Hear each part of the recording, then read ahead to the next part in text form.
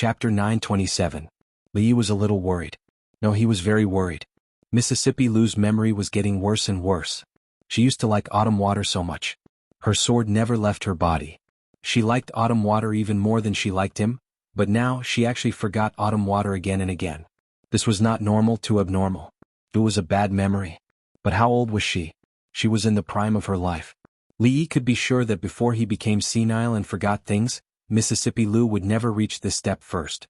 Maybe in the future she and Rui would take turns pushing the wheelchair under the sunset, and he would be the one sitting in the wheelchair. What a beautiful and harmonious scene. The scene in front of him was not very harmonious.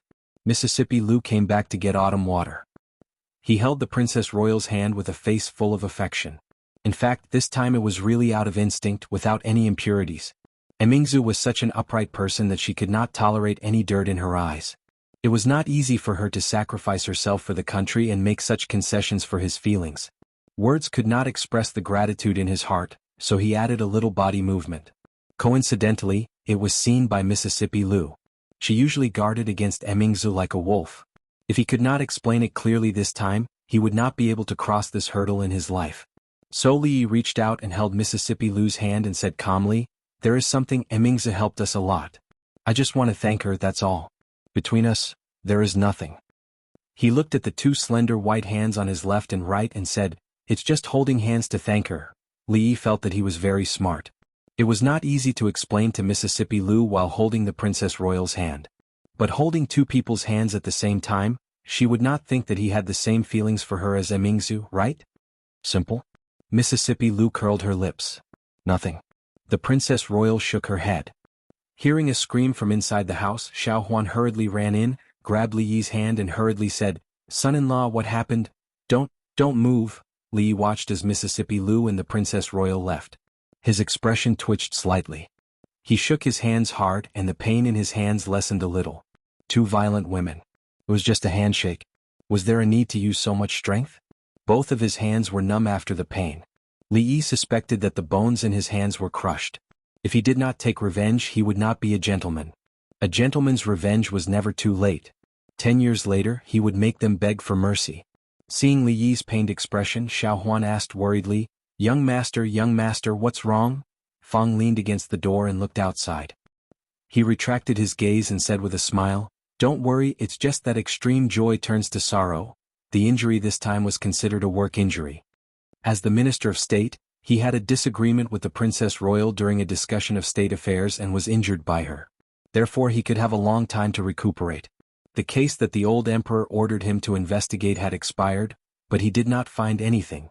Fortunately, the criminals found their conscience and turned themselves in, so he did not have to worry about it anymore. The Chui family had fallen. When the tree falls, the monkeys scatter. In their hearts, they were still hoping for the return of the king of Shu to make a comeback. The Qin family had also fallen. Ever since the Qin brothers were imprisoned, Prime Minister Qin fell ill and did not attend court for a long time. The Qin family was different from the past. Compared to other criminals, their crimes were minor, but they could not be easily pardoned. Considering that High Duke Qin had contributed to the country in his early years, and that he was now old and sick, and that the Qin family had turned themselves in, the punishment was reduced. All the official titles of the Qin family were removed, and they were reduced to commoners. The House of Duke was confiscated, and all their assets were confiscated.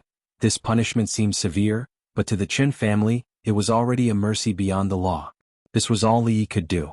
It was impossible for the Qin family to return to its former glory, but if they could avoid those power struggles in the future and live a stable life, it might not be a bad thing. All their assets were confiscated. From a wealthy family they suddenly became poor. This huge difference was not something that ordinary people could bear. Li wanted to help them, but Qin Chong rejected him. He still hated the Li family, and he was even more unwilling to be pitted by the Li family. This was something that Li could understand. Therefore he only asked people to pay more attention in the dark. When a family was at its peak, there were many people who would add flowers to the brocade, and when it was down there were many people who would hit it when it was down. He still saw Third Miss Qin often. Sometimes he would go to the Qin family to see her, either alone or with Rui. Sometimes he would go to Zue Mo's place. The great change in the Qin family not only did not break her down, but Li felt that she looked much better, which was something to be happy about. Fang squatted in front of him. He seemed to be thinking of something and he kept giggling. After Xiaohong entered the family, Fang's sister-in-law was even more strict with him than before, except for Xiaohong, who was like a sister to Wanru. Fang was actually enjoying himself, which made Li Yi wonder if he had serious masochistic tendencies. A good man had become a masochist for no reason. After being by his side for so long, if this guy could learn a little of his good qualities, he would not have ended up like this. Fang suddenly seemed to think of something. He stopped giggling, looked up at him and said, "Young master, that guy Wu Er, it seems like he is not coming back." "Let him be." Li Yi waved his hand, not caring at all. To leave or to stay, that was Wu Er's choice, and only he could feel it. He would not interfere too much. Under the persuasion of Xuanhuan and the others, Lu Mei stayed and was like a sister to Xiaohong. Xiaohong called her sister Mei, and Lu Mei called Fang Uncle Fang. He did not know if Fang, in front of his niece and sister, felt that he was a beast for a moment or a few moments. Although the storm in the capital was big, no matter how big the storm, there would be a day when it would calm down. Confiscation of property, removal of officials, exile. For the whole of June and July, this was the mainstream in the capital. Until August, the upcoming Mid-Autumn Festival seemed to have calmed down all the waves.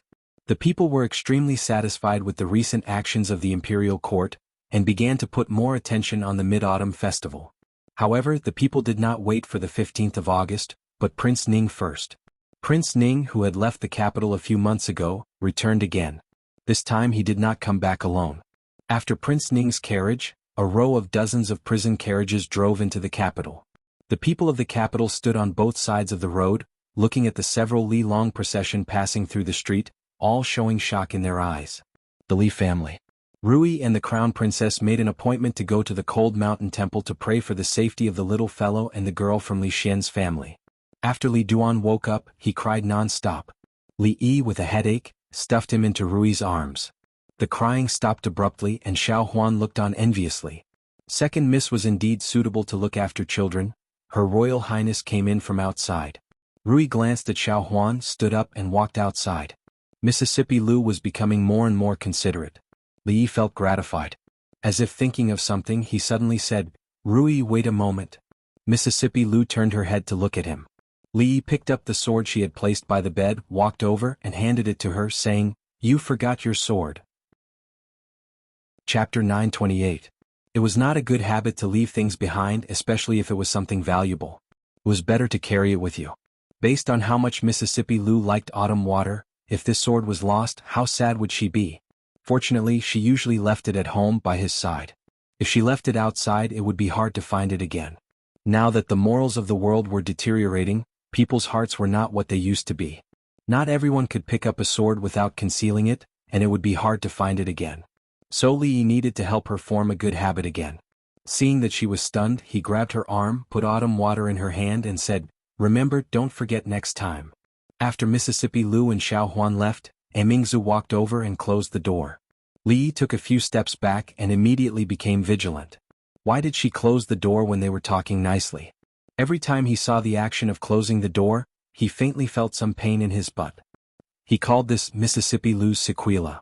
Although Mingzu had been influenced by Mississippi Lu recently and had a tendency to become violent, she probably wouldn't close the door and beat him.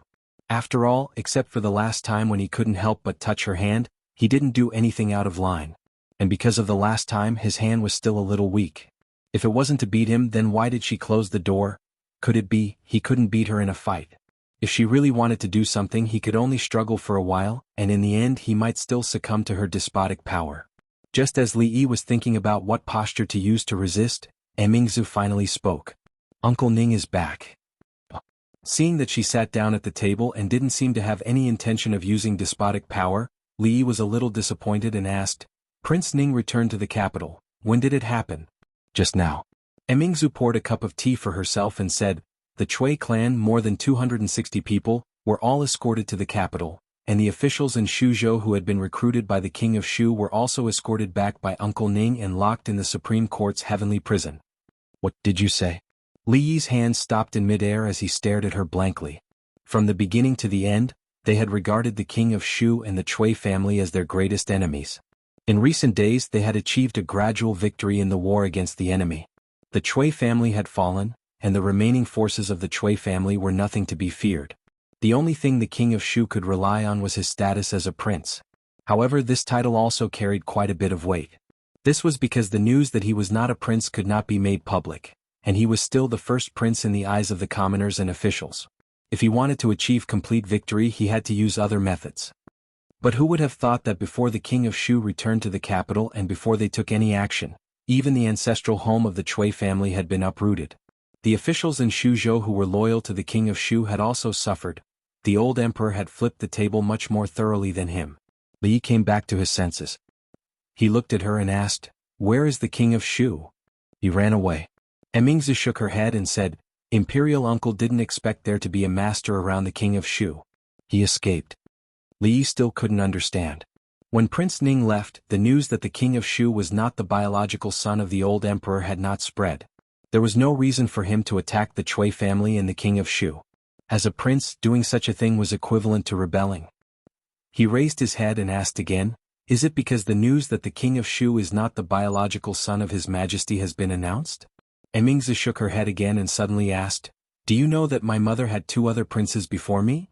Li nodded and said, "Didn't those 2 princes die young?" Speaking of this, he seemed to understand something and asked, "Concubine Cui?" 20 years ago, the Cui family was extremely powerful. Not only did they dominate the imperial court, but they also had spies in the imperial palace. At that time, concubine Cui gave birth to a prince, and my mother successively lost 2 princes. After giving birth to me, she couldn't have any more children. Naturally, the king of Shu was the prince most likely to inherit the throne. It was not difficult for Li Yi to imagine why the Cui family and concubine Cui would do such a thing. The empress had no princes, so the first in line to inherit the throne would naturally be the son of concubine Cui, who was second only to the empress. The struggle for favor in the imperial court was no less cruel and bloody than the struggle in the imperial court. In order to fight for the throne, 2 princes were killed. Concubine Cui was definitely not the only one who would do such a thing. Over the years, my father has vigorously supported the poor and gradually reversed the situation in the imperial court. Besides purging the imperial court, he has also been investigating the case of that year. It wasn't until a few days ago that Lu Yi found sufficient evidence. After Li Mingzhu finished speaking, all the guesses and suspicions in Li Yi's heart, as well as all the unclear lines, finally became clear. No wonder the old emperor never liked the king of Shu and the Cui family. No wonder Lu Yi was always mysterious. There was a hidden meaning in his words, but he didn't dare to say it out. No wonder the king of Shu, as the eldest son of the emperor, had never been conferred as the Eastern Palace. No wonder he and Mingzhu felt that the old emperor and Prince Ning were hiding something from them. No wonder before they knew that the king of Shu was not the biological son of the old emperor, they felt that he was not the biological son of the old emperor. Even without the matter of the king of Shu, the Cui family wouldn't have the last laugh, because there would always be such a knife waiting for them on the road ahead. The difference was whether the saber was struck early or late, and whether it would hurt the saber itself when the saber was struck. Li Yi finally understood why the old emperor had been so supportive of his work of attacking the Cui family and the king of Shu. Because over the years, under the efforts of him and Mingzhu, the power of the Cui family had gradually weakened. Until a few days ago, the Cui family had almost become a commander without an army. It was as easy and effortless as cutting tofu. He thought for a while and asked again, "What about the matter of the king of Shu?" For them, concubine Cui could only give birth to a prince. Just in case, the Cui family bribed the midwife and palace maids in advance and sent a newborn baby boy into the palace. Mingzi shook her head and said, "Concubine Cui did give birth to a prince, but the prince died as soon as he was born. The king of Shu was the baby boy that the Cui family secretly sent into the palace." She picked up the teacup and said, "After the king of Shu escaped and all the people of the Cui family were escorted to the capital, Cui Qingzi knew that there was no hope, so he confessed everything. The imperial palace was heavily guarded. It was as difficult as ascending to heaven to send a baby boy into the palace quietly and exchange it with the prince born by the concubine. The Cui family could even do this, so it was absolutely not an injustice for them to end up like this." He raised his head and asked, "These things can't be easily done by the Cui family alone, can they? After today, how many people will be dealt with in the capital?"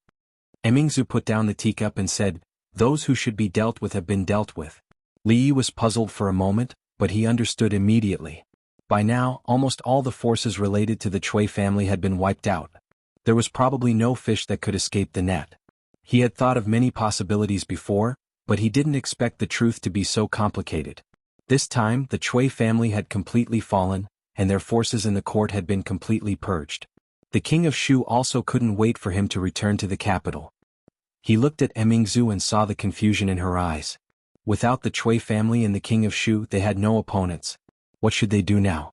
Life suddenly lost its direction, just like a salted fish that had lost its dream. In the courtyard, Mississippi Lu was wiping the tears in her eyes and glancing at the closed door from time to time. Chapter 929. The fall of the Cui family and the escape of the king of Shu gave Li Yi the feeling of a fist that had gathered its strength and was about to swing, but suddenly lost its target. If they had known that the old emperor had planned to flip the table, they would not have made the unnecessary move of knocking on the doors of the nobles. Assassinating the legitimate son of the royal family and pretending to be the eldest son of the emperor.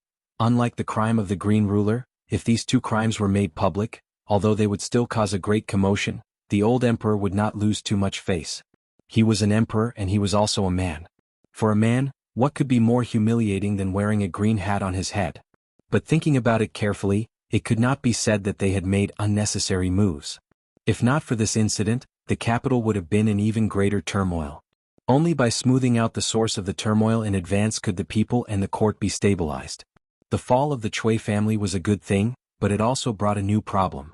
The throne had to be inherited. It was said that women's thoughts were difficult to guess, but Li Yi felt that men's thoughts were even more difficult to guess.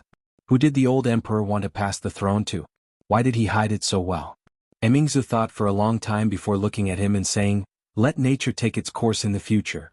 Li Yi knew the hesitation and struggle in her heart. In fact, she had not really made up her mind. Once she embarked on that path, there would be no lack of blood, and the person she would have to face in the end was her father. Li Yi nodded and did not say anything more. If she could not overcome the obstacle in her heart, no matter how hard others tried, it would be of no use. Fortunately, things were different now. After the fall of the Cui family and the loss of hope for the king of Shu, their situation was much better than before.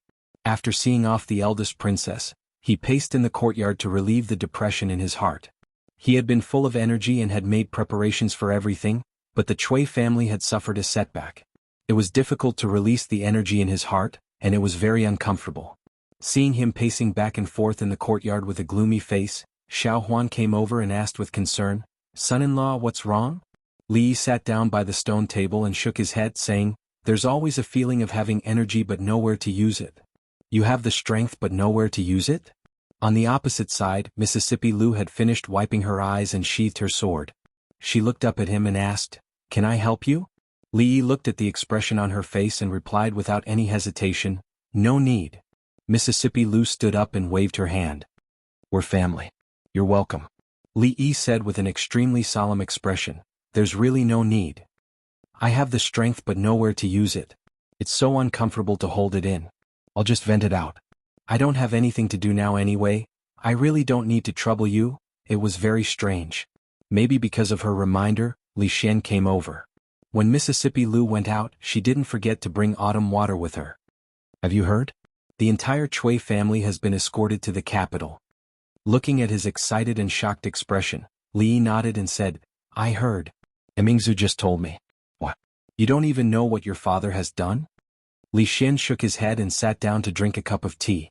He said, "Father didn't tell me when he left." "How would I know?" After saying this, a curious expression appeared on his face. He asked, "What should we do next?" Li Yi was puzzled. "What should we do? The Cui family has fallen and the king of Shu has fled to escape punishment. This is our best chance." Li Xian looked at him and frowned. "Take advantage of this opportunity to rope in the court officials and befriend the family of generals. Let Emingzu move forward." He looked at Li Yi and asked with some dissatisfaction, "How can you be a military advisor if you don't seize this kind of opportunity?" Li Yi had discovered a long time ago that Li Xian was absolutely warm-hearted. If Emingzu was the calm emperor, then he must be the anxious eunuch by the emperor's side. It was a pity that when it came to being an emperor, those who should be anxious were not anxious. It was useless for those who should not be anxious to be anxious. Li Yi shook his head and said, "Why don't you talk to Emingzu? Emingzu only listens to you." Li Xian took another sip of tea and looked at him. He asked, "Sit down and talk. Are you tired of standing?" Li Yi rubbed his butt and said, "It's okay. I like to stand."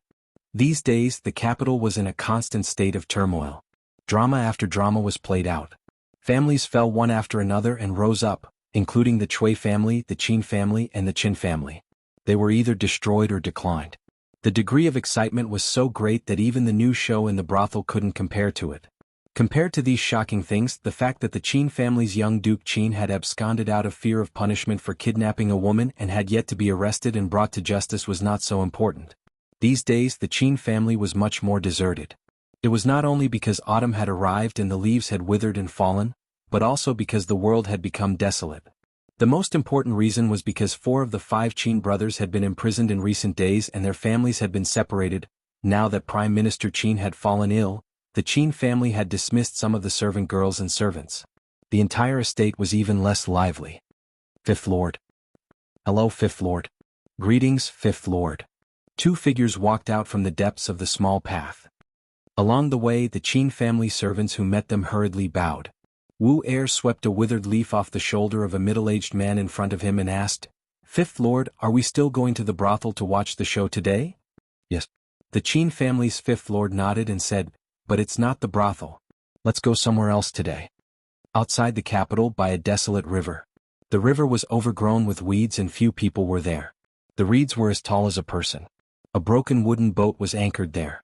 No one knew how long it had been there. In the canopy of the wooden boat, a person lay limp there like a puddle of mud. His hair was unkempt and his face was dirty. His clothes were ragged and his limbs were bent at a strange angle. If it weren't for the hair that covered his face still moving rhythmically, no one would think he was a living person. However, he really was a living person. He bit a piece of porcelain in his mouth. He bent down and laboriously cut the rope in his hand. The sound of footsteps came from outside.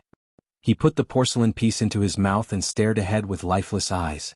A beam of light appeared in the canopy because someone had lifted the heavy curtain and walked in from outside. He ignored the stench in the canopy, walked to Qin Yu's side and crouched down. The Qin family has fallen to such a state. He looked at Qin Yu and said in a small voice, "This is what you've always wanted, right?" A glimmer of emotion finally appeared in Qin Yu's turbid eyes. "Your mother's death. Back then I was powerless." The Qin family's 5th Lord looked at him and said, "I am only Qin Wu. Before me there was still Qin Yi, Qin Er, Qin San and Qin Si.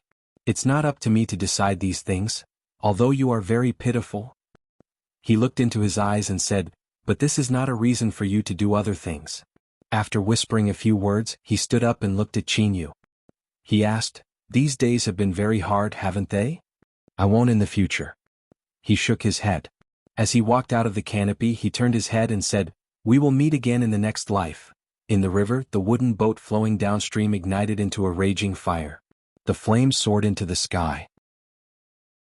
Chapter 930. A few figures stood by the river, watching the fire that soared into the sky gradually disappear downstream. A burly man suddenly said, "Fifth Master, should we send someone to follow him and have a look? If he can survive, it can be considered his good fortune." The middle-aged man shook his head and said, "What's more, he is a member of the Qin family after all. It's not a big deal for him to die in the hands of a member of the Qin family. How can you say it's good fortune?" The burly man scratched his head and said, "If we let him escape, what if he comes back in a few years or decades to take revenge? That's how it is in the opera. After suffering all kinds of humiliation, he will endure the humiliation and finally put on a show of revenge. Opera is just opera. Endure the humiliation and revenge. How can it be as simple as you make it out to be?" The burly man scratched his head and said, "Why do I feel that this kind of trick has appeared in more than just opera?" The middle-aged man thought about it and said, "Let's send someone to have a look." The Supreme Court's prison. There were many prisons in the capital city. Ordinary criminals could be locked up in the prisons of the county government and the prefectural government. Only when there were major cases or extremely vicious criminals would the Ministry of Justice take action. If the case involved officials and nobles in the capital city, it would usually be handed over to the Supreme Court. The people involved in the case of the Chui family and the King of Shu were locked up in the Supreme Court's prison. In front of the Supreme Court, the Chancellor who had just received the news hurriedly came out and bowed. "Your Highness, Your Highness, Your Highness and Lord Li, at ease." "Thank you, Princess." Li Yi and the other 2 did not come to the Chui family to laugh at them. Although Chui Qingze had confessed all the crimes, many details of the case still needed to be investigated. Li Yi and the others just followed Luidong to have a look. After all, the Chui family was locked up in the prison, an opponent they had been fighting against for years. In the prison there was a lot of wailing. When they passed through the prison, The sound was even more ear-piercing, as if it was going to pierce through their eardrums. It was only when they entered the innermost cell that the voices gradually became softer. Cui Qingming, who had just taken over the Cui family, was no longer as high-spirited as before. He was wearing a white prison uniform, his hair was disheveled and his face was dirty. He was chained to the cell. When the cell door opened, he raised his head to take a look, but quickly lowered it again. There was no expression on his face. Cui Qingming was a sinister and ruthless person. In order to achieve his goals, he would not hesitate to use any means. If he didn't meet an opponent who would flip the table at the slightest disagreement, he could barely be considered as a treacherous hero. His mouth was also extremely tight. No matter how Lui Zhang asked, he did not reveal a single word. An official from the Supreme Court could not help but say in a low voice, "Sir, to deal with such stubborn criminals, torture is the most effective way." Lui waved his hand. "Take me to Cui Qingza's cell." Cui Qingza was the former head of the Cui family. He knew as much as Cui Qingming, but his temperament was not like Cui Qingming's, so he was a good breakthrough point. Lui had always adhered to the principle of not using torture unless it was absolutely necessary. When he broke this principle, he would definitely leave an unforgettable memory for the criminal he was interrogating. County Marquis Li.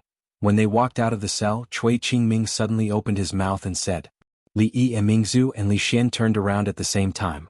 Cui Qingming still lowered his head and said no more. Li looked at them and said, "You go first. Be careful." Emingzi looked at him a little, nodded and turned to leave. Li Xian's face was full of curiosity.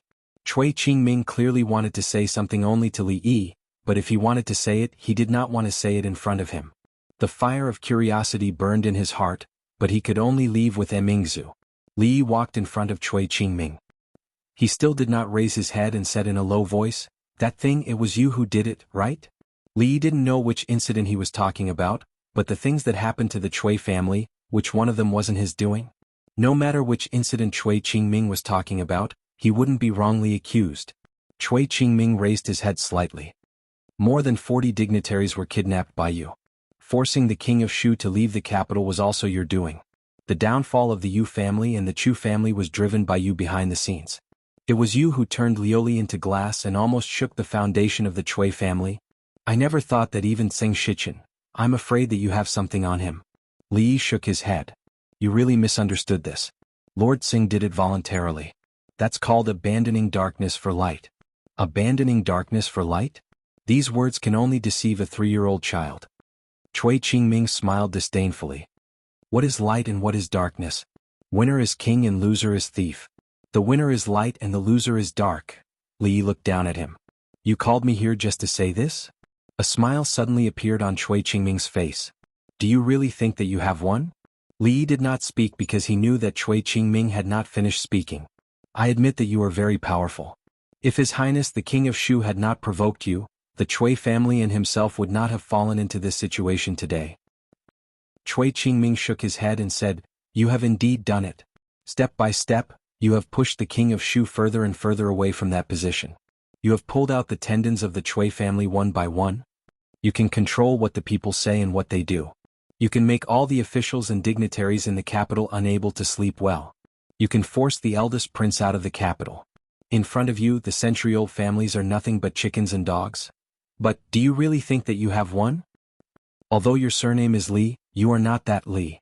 Cui Qingming sneered and the expression on his face immediately became ferocious. He said in a cold tone, "The more you win now, the worse you will lose in the future. How many days does His Majesty have left? Even if the King of Shu cannot ascend to the throne, there will always be other princes to replace him.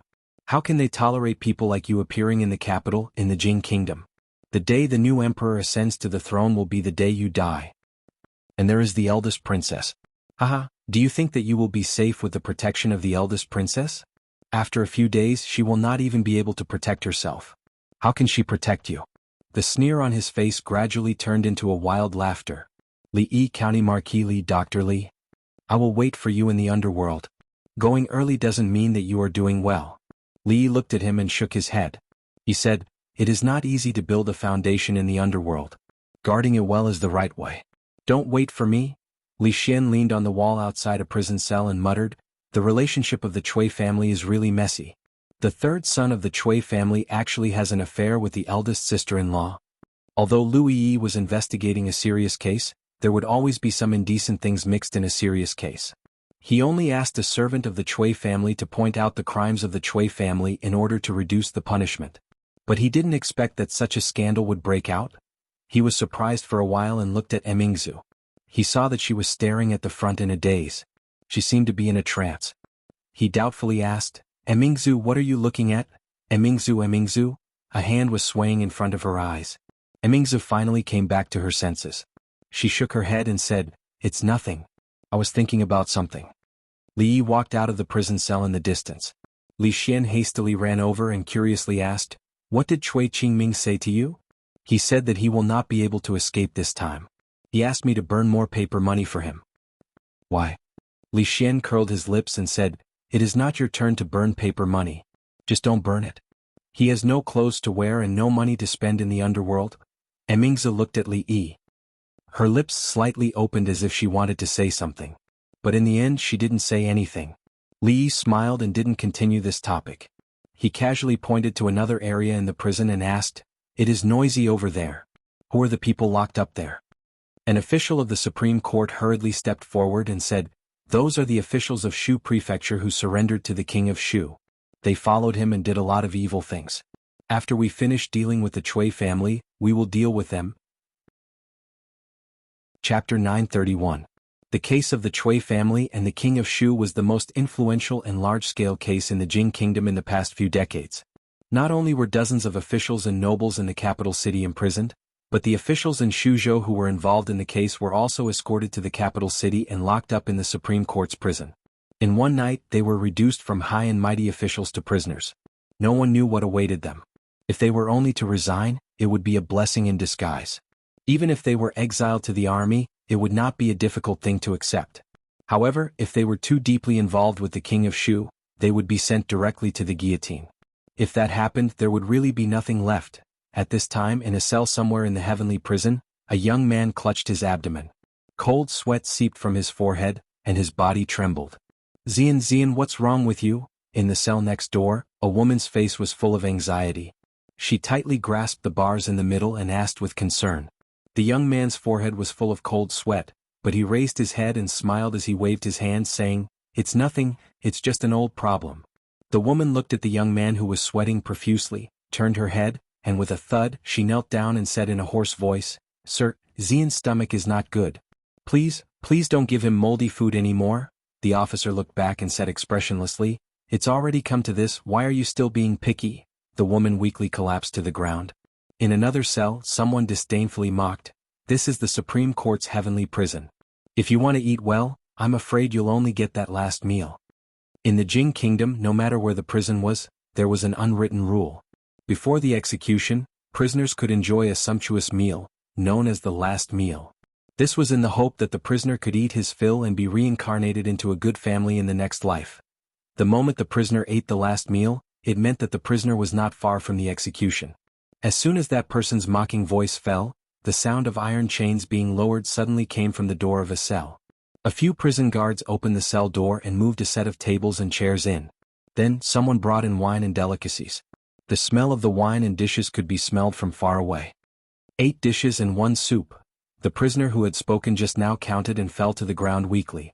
This aroma was not something that the moldy and rancid food they usually ate could compare to. Under what circumstances would the prison give the prisoners such preferential treatment? The last meal. This was the last meal. The last meal for the Jiang County lieutenant had arrived. Could it be far from theirs? The woman grabbed the railing with both hands and said in a panic, Xian, Lord Jiang, please?" 2 jailers helped the young man up and sat him down at the table. Jiang Xian stared blankly at the sumptuous meal in front of him, but he had no appetite at all. Just now, when his stomach hurt, he thought that if he could have a full meal, it would be worth it even if he died. Men were always fickle. He was already regretting it now. He didn't want good wine and good food, and he didn't want to have a full meal. Even if he had to eat moldy and rancid food every day, he would be willing. As long as he was alive, as long as he could live. Jiang Xian struggled to sit up and shook his head. I don't want to eat. Why are these dishes not to Brother Jiang's taste?" Li Yi walked into the cell and said in surprise, "It doesn't matter. What do you want to eat, Brother Jiang? Just tell me and I will ask someone to make it again." This voice was very familiar, so familiar that it was engraved in his bones. Jiang Ziyan turned his head and saw a figure walking into the cell. His whole body froze in place as if he had been struck by lightning. Brother Li. Li Yi walked into the cell and personally helped him to the table. He said with a smile, Brother Jiang, long time no see. Li Xian and Emingzu walked over side by side. When they saw this scene they couldn't help but feel surprised. He had prepared such a sumptuous meal just for the person in front of them? They didn't have much impression of this person at all. Li Xian walked over and asked in confusion, You know each other? Li Yi nodded. Very familiar? Brother Jiang and I. Li Yi patted Jiang Ziyan's shoulder and said, Are friends who have gone through life and death together? Gone through life and death together? Li Xian murmured. When he looked at the young man he immediately frowned. Li Yi pointed to the two people and introduced them to him. This is the eldest princess and this is Crown Prince Li Xian. The eldest princess was in power, and Crown Prince Li Xian was in charge of the Academy of Sciences. How could Jiang Ziyan not have heard of these two people? He hurriedly got up and saluted, Greetings eldest princess, greetings your highness. Li Yi looked at the woman in the next cell and asked, This is? Jiang Ziyan lowered his head and said, This is my wife. Li Yi was surprised and said, Brother Ziyan got married? When? Jiang Ziyan said, Just last year. Li Yi looked back at a jailer and the jailer immediately understood. He hurriedly ran over, opened the cell door and invited the woman over. Ziyan, these people? The woman still didn't know what had happened. She was nervous and whispered. Jiang Ziyan hurriedly introduced them, This is Lord Li, this is the eldest princess and this is Crown Prince. After another round of greetings, Jiang Ziyan and the woman didn't want to sit down at first. Li Yi persuaded them for a long time before they sat down nervously. Li Yi knew that Emingzu and Li Xian must be full of doubts now, so he briefly described what happened in Xuzhou to them. Their friendship was real. If it weren't for Jiang Ziyan, he and Rui wouldn't have been able to leave the city safely, and naturally, there wouldn't have been such a thing in the future. After knowing the inside story, Li Xian looked at Jiang Ziyan without the dissatisfaction in his eyes. Li Yi looked back at the official of the Supreme Court and asked, What crime did he commit? The official of the Supreme Court looked bitter and said, He didn't commit any crime, but Lord Jiang is under the command of the King of Shu. Jiang Ziyan lowered his head. Sometimes one didn't need a specific crime to be convicted. It was normal to be implicated by following the wrong person. He looked at Li Yi with a hint of hesitation on his face. After a long time he said, Lord Li, Jiang Ziyan deserved to die. But for the sake of our past relationship, can you save my wife? She is innocent, Ziyan. The woman held his hand and said with a solemn expression, If you die, I will immediately follow you. Don't talk nonsense. I am a member of the Jiang family in life and a ghost of the Jiang family in death. Then I will divorce my wife. At this point it's too late for you to divorce. Li Yi's face was a little dark. He came over to reminisce about the old days, not to watch them show off their love. He coughed and said, These years, Brother Ziyan has suffered under the command of the King of Shu. Jiang Ziyan raised his head, and a trace of confusion appeared on his face. The woman had already understood the meaning behind Li Yi's words. She knelt on the ground and said repeatedly, Thank you, Lord Li, thank you, Lord Li. In the surrounding cells the people smelled the fragrance and swallowed the rancid prison food. Although the last meal was delicious, they felt that the food that emitted the smell was even more delicious. That woman. What was the use of kowtowing? Could kowtowing be spared from the death penalty? At this moment they only felt that if they could eat food like this in front of them for the rest of their lives, they would have nothing else to ask for. Chapter 932.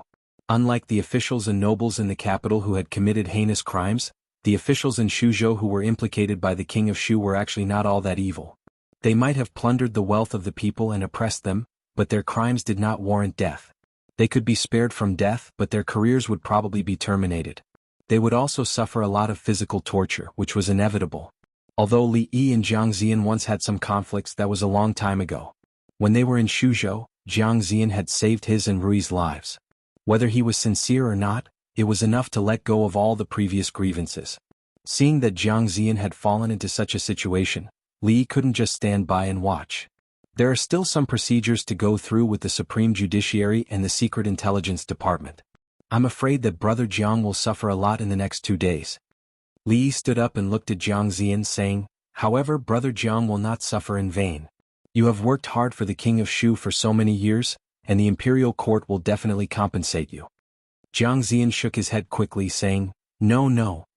He was already very lucky to be able to walk out of here alive. He had never thought that he would not be implicated in this case and be restored to his post or even promoted. With the eldest princess here, everyone was very nervous and did not dare to say anything. After arranging Jiang Zian's affairs, Li did not stay any longer and said goodbye to them. After Li Yi and the eldest princess left, an official of the Supreme Judiciary immediately changed his expression. He glared at several jailers beside him and said, "Hey you guys, what are your eyes doing? Hurry up and clean up this place for Mr. Jiang." No one had expected that there was such a person hidden in this group of criminal officials. He was a sworn friend of County Marquis Li and a spy hidden around the King of Shu. If he got out of here in the future, he would have a meteoric rise. Although he could not get Mr. Jiang out of here, it was still possible to improve the living environment of the prison cell. "Here, clean this place up. Clean the bucket, change the bucket every 2 hours and bring a new quilt over." Then he looked at the woman who was holding Jiang Daren's hand. He rolled his eyes and said, "Jiang Daren, I'm really sorry. Recently the prison has been tight. Why don't you and Madame Jiang stay in the same cell for the next 2 days? Jiang Zian could naturally feel the kindness of the official of the Supreme Judiciary. He nodded and said, "Thank you very much, Your Excellency." The official of the Supreme Judiciary smiled and said, "You are welcome." Very soon the entire cell was clean and spotless. The single bed was replaced by a double bed. The quilt on the bed was also brand new. Even the cell was surrounded by curtains that could be drawn down at any time. It was like an independent little world. Beside the bed, the young woman held Jiang Zian's hand and asked in confusion, "Husband, what's going on between you and Master Li?" Jiang Zian sighed, and a trace of reminiscence appeared on his face. He said, "It was an autumn day 3 years ago. I had just become a jianshi. I was full of passion and high spirits. That day, Prince Ning held a banquet in his manor and invited all the jianshi of Qin and prefecture. Then I met him, and then I was sent to the remote Shuzhou." Jiang Zian sighed and murmured, "It's either a blessing or a misfortune. It's really hard to tell." In the other cells, everyone looked at the isolated area with envy. He really didn't expect the Supreme Court's heavenly prison to be so attentive. Not to mention the sumptuous last meal, there was actually such obvious preferential treatment. There was food, a bed and a woman. This didn't seem like a prison. However, thinking that this might be his last day of enjoyment, no one envied him anymore. It was just a temporary happiness. Maybe tomorrow he would have to face a knife on his head. They just put their ears to the wall and listened quietly and listened. Louis still had to collect evidence with the people of the Supreme Court. These days they ate and lived here. Li Yi and the other two went around the heavenly prison and walked out of the Supreme Court. The King of Shu ran away and the Chui family is finished. It's really hard to accept. Li Xian sighed and asked, "Emingzu, what should we do next?" Emingzu walked with her head down and didn't respond. Li Xian looked back at her. "Emingzu?" Emingzu came back to her senses and looked at him. She nodded and said, "Yes, you're right." Li Xian was stunned and asked doubtfully, "What did I say just now?" "I still have some things to deal with. I'll go back to the palace first," Emingzu said and strode away. Li Xian looked at her back and touched his chin that didn't have a beard. He said, "She has something on her mind." Li counted on his fingers and said, "Women have a few days every month. She'll be fine in a few days." Li Xian didn't continue this topic. He suddenly asked, "Has your butt healed?" Li looked back at him and said with a frown, "My butt has always been fine. I saw it when I went to your house the other day." He shook his head and looked at Li Yi. He said pitifully, "I think, compared to you taking her down, it'll be easier for her to take you down." Yunxi village was a village dozens of miles away from the capital. It relied on the mountains and the rivers. Yunxi village had its back to the mountains and water. The villagers mainly made a living by fishing and farming. Occasionally they would go into the mountains to hunt and walk dozens of miles to the market in the capital to exchange for money. The rich people in the capital were very fond of the wild animals in the mountains. The village was remote and not close to the official road. For hundreds of years, the villagers of Yunxi village worked at sunrise and rested at sunset. Other than the daily buying and selling activities, they rarely interacted with the outside world. Of course, there were times when outsiders would pass by the village to rest and ask for a cup of water. The villagers usually didn't refuse. At this moment, under a large locust tree at the entrance of the village, a man wiped his mouth and praised, "There are mountains and water. This place is good." In front of him, a villager smiled honestly and said, "In our hearts, this place can't even compare to the capital." After saying this, he waved his hand at an old man who walked in from outside and asked, "Old man Lu, did you go into the mountains again?" The old man's legs seemed to be ill and he couldn't walk steadily. He had a bamboo basket on his back. He smiled and said, "I just picked some herbs. I didn't go very far." Watching the old man limp away, the villager smacked his lips and said, "Old Lu is also a pitiful man. He's old and it wasn't easy for him to have a daughter. Once, when he went to the city, she was defiled by the young master of a powerful family in Jianghu. Later the girl jumped into the river. Old Lu went to the yamen to seek justice, but his leg was broken. The old woman at home fell ill from anger and still hasn't recovered." The big man shook his head and said, "He is indeed pitiful. However, the court has a policy for old people like this to go to the medical center built by Her Highness the eldest princess. They don't need to pay to see the doctor and they don't need to pick their own herbs. Everyone in our village remembers Her Highness's kindness. If it weren't for Her Highness's medical center, this old woman would have died long ago. However, picking herbs is not for his old woman. A few days ago, old man Lu picked up a person from the river. That person's hands and feet were all broken, and his body was badly burned. Old man Lu was picking herbs for him." The villager's expression became angry as he cursed, "This King world, good people really don't have good rewards, good people don't live long, and evil people who do evil live more freely than anyone else." The big man finished drinking and patted him on the shoulder. He comforted him, "Good and evil will be rewarded. Heavens will reincarnate. Evil people will definitely get their retribution." In a dilapidated courtyard, just as the old man walked through the door, an old woman walked out and said excitedly, "He's awake, he's awake." The old man didn't have time to put down the medicine basket on his back. He limped into the house and came to the bed. A figure on the bed had already opened his eyes. There were large burns on his exposed skin and most of his hair was burned. His limbs were strangely bent, and there was still a trace of trance in his eyes. The old man staggered over and said with a smile, "You're finally awake." The person on the bed said in a hoarse voice, "Did you save me?" The old man nodded. "Ah yes, I found you by the river that day. Where is your house?" "I'll send someone to send a message." The man thought for a moment and said, "Help me send a message to Prime Minister Qin's residence. Tell him that Yu is here. Remember, you must personally tell Prime Minister Qin this." The old man was stunned and asked with a trembling voice, "Qin? Yu?" After saying that, he seemed to think of something. He took a deep breath, looked at him and asked, Are you the missing young Duke Qin? As long as you help me with this matter, I will definitely reward you generously in the future." The old man looked at him and asked, Are you really young Duke Qin?" The person on the bed didn't speak again. It was obvious that he had tacitly agreed. Young Duke Qin." The old man closed his eyes, clenched his fists and slowly loosened them. He put down the medicine basket on his back, turned his head and whispered, "Old woman, go close the door." Not long after, outside the door, the big man scratched his head and said in surprise, "It's broad daylight, why are you closing the door?" Chapter 933. Thump, thump, thump.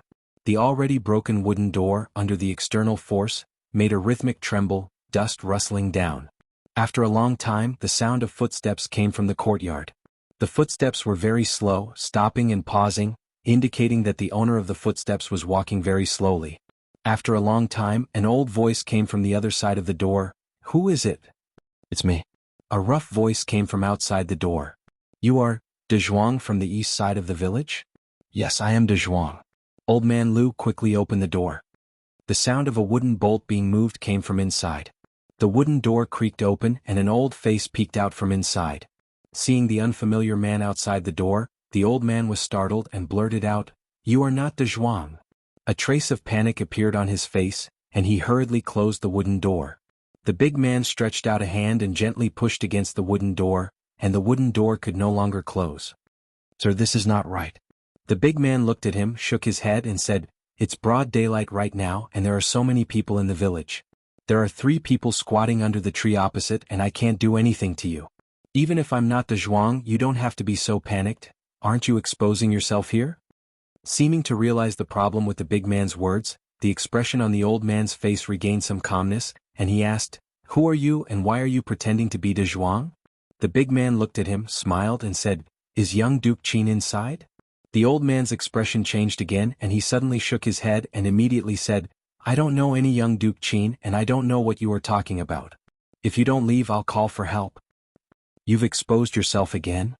The big man looked at him and said helplessly, even if you don't know young Duke Qin, you can just tell me. Why are you acting so agitated as if you're afraid that I know him, and you're closing the door and calling for help? Aren't you clearly telling me that young Duke Qin is inside? After saying this, the old man's face was already pale and bloodless. The burly man sighed and said, although young Duke Qin is not a good person, he is still surnamed Qin. Even if he dies, he can't just casually die outside. Seeing the old man's face turn even paler and his body tremble uncontrollably, the large man was stunned for a moment and asked in disbelief, he can't really be dead, right? The old man's body trembled even more violently. A moment later, the burly man looked at the old man and said with a conflicted expression, a dead one is fine too. Young Duke Qin of the Qin clan, who had fled to avoid punishment, had returned. However, he was carried back. When he was carried back, he had already lost all signs of life. According to the coroner's examination, the corpse's 4 limbs? No, all 5 limbs were broken. His entire body was covered in burns, and there were countless knife wounds all over his body. He was almost like a sieve. One could imagine the inhumane torture this little duke had suffered before he died. There was no way to solve this case. The body was found by a riverbank 10 li away from Jingdo. It had been soaked in the water for a long time and had long changed beyond recognition. No clues could be found. If it were not for the jade pendant he had on him that proved his identity, the bailiffs of the Yamen would not have recognized him as young Duke Qin. The Qin family had just experienced a great change. Now they had to hold a funeral. Prime Minister Qin, the old sending off the black, could be said to be extremely tragic. When the people of Jingdo learned of this matter, they were also affected by this sorrowful atmosphere. Every household was decorated with lanterns and banquets. The atmosphere was very lively. The biggest wastrel in Jingdo would finally no longer harm people. The people no longer had to be on edge. Even some minor nobles dared to let their wives and concubines go out. Nothing could compare to this joyous event. In the Qin family, the servants wore plain mourning clothes. The 5th master of the Qin family supported Prime Minister Qin and slowly walked into the mourning hall. After the 2 of them walked in, everyone in the mourning hall left one by one. Prime Minister Qin's expression was calm. There was no sadness or joy on his face. It was just that his originally straight back, after bending, could no longer straighten it. Qin, he supported Prime Minister Qin to sit down and said softly, "Father, your health is not good. Don't be too sad." Prime Minister Qin raised his head and looked at him. He asked, "Did you do it yourself?" Hearing this, Qin He's body stiffened. He quickly relaxed and shook his head. No. Prime Minister Qin refused Qin He's support and stood up from the chair. He slowly walked out of the mourning hall and looked back.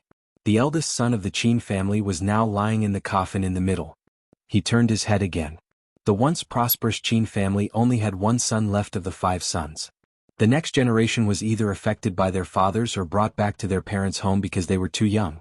The Qin family now only had 2 people left. It could no longer be called a family. He wanted to look up at the sky and laugh, but he could only make a sound like a broken bellow. Haha, this old man's whole life. Li was reading a poem. It was a poem written by Mississippi Lu. He never knew that Mississippi Lu could actually write poems. She had only started reading for a short period of time. He was afraid that she could not even recognize all the words. This jump was really too big. The second young lady of the Lu clan stood beside him and asked, "Is his handwriting ugly?" Li shook his head and said, "Not at all. If your writing is ugly, there is no good writing in the world." He said this not only because he wanted to flatter Mississippi Lu. Mississippi Lu might not be able to recognize all the words, read articles, or write poems, but she could write good writing that countless people would envy. For a master like her, if she could not even control her body, she would not dare to go out and brag about her ranking on the heaven list.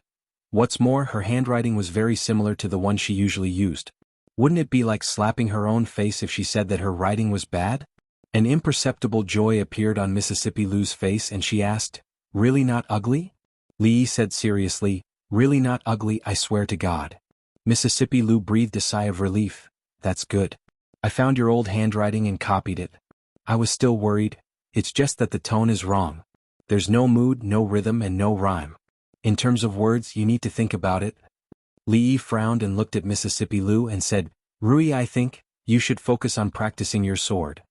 If you don't believe me, look up and see who the heavens have forgiven." Li ran around the courtyard, and as he ran he turned back to warn second young mistress Lu, Xianxia has committed many evil deeds and now he's dead. You know how tragic his death was. If you continue to treat me like this, when the day comes that my martial arts surpasses yours, I promise I will repay you 10 times, 100 times for what you've done to me today. Mississippi Lou held Autumn Water and looked at him coldly. She followed behind him at a steady pace. I've decided to listen to your advice and practice my sword. Mississippi Lou's Autumn Water was out of its scabbard. Things could not be more serious.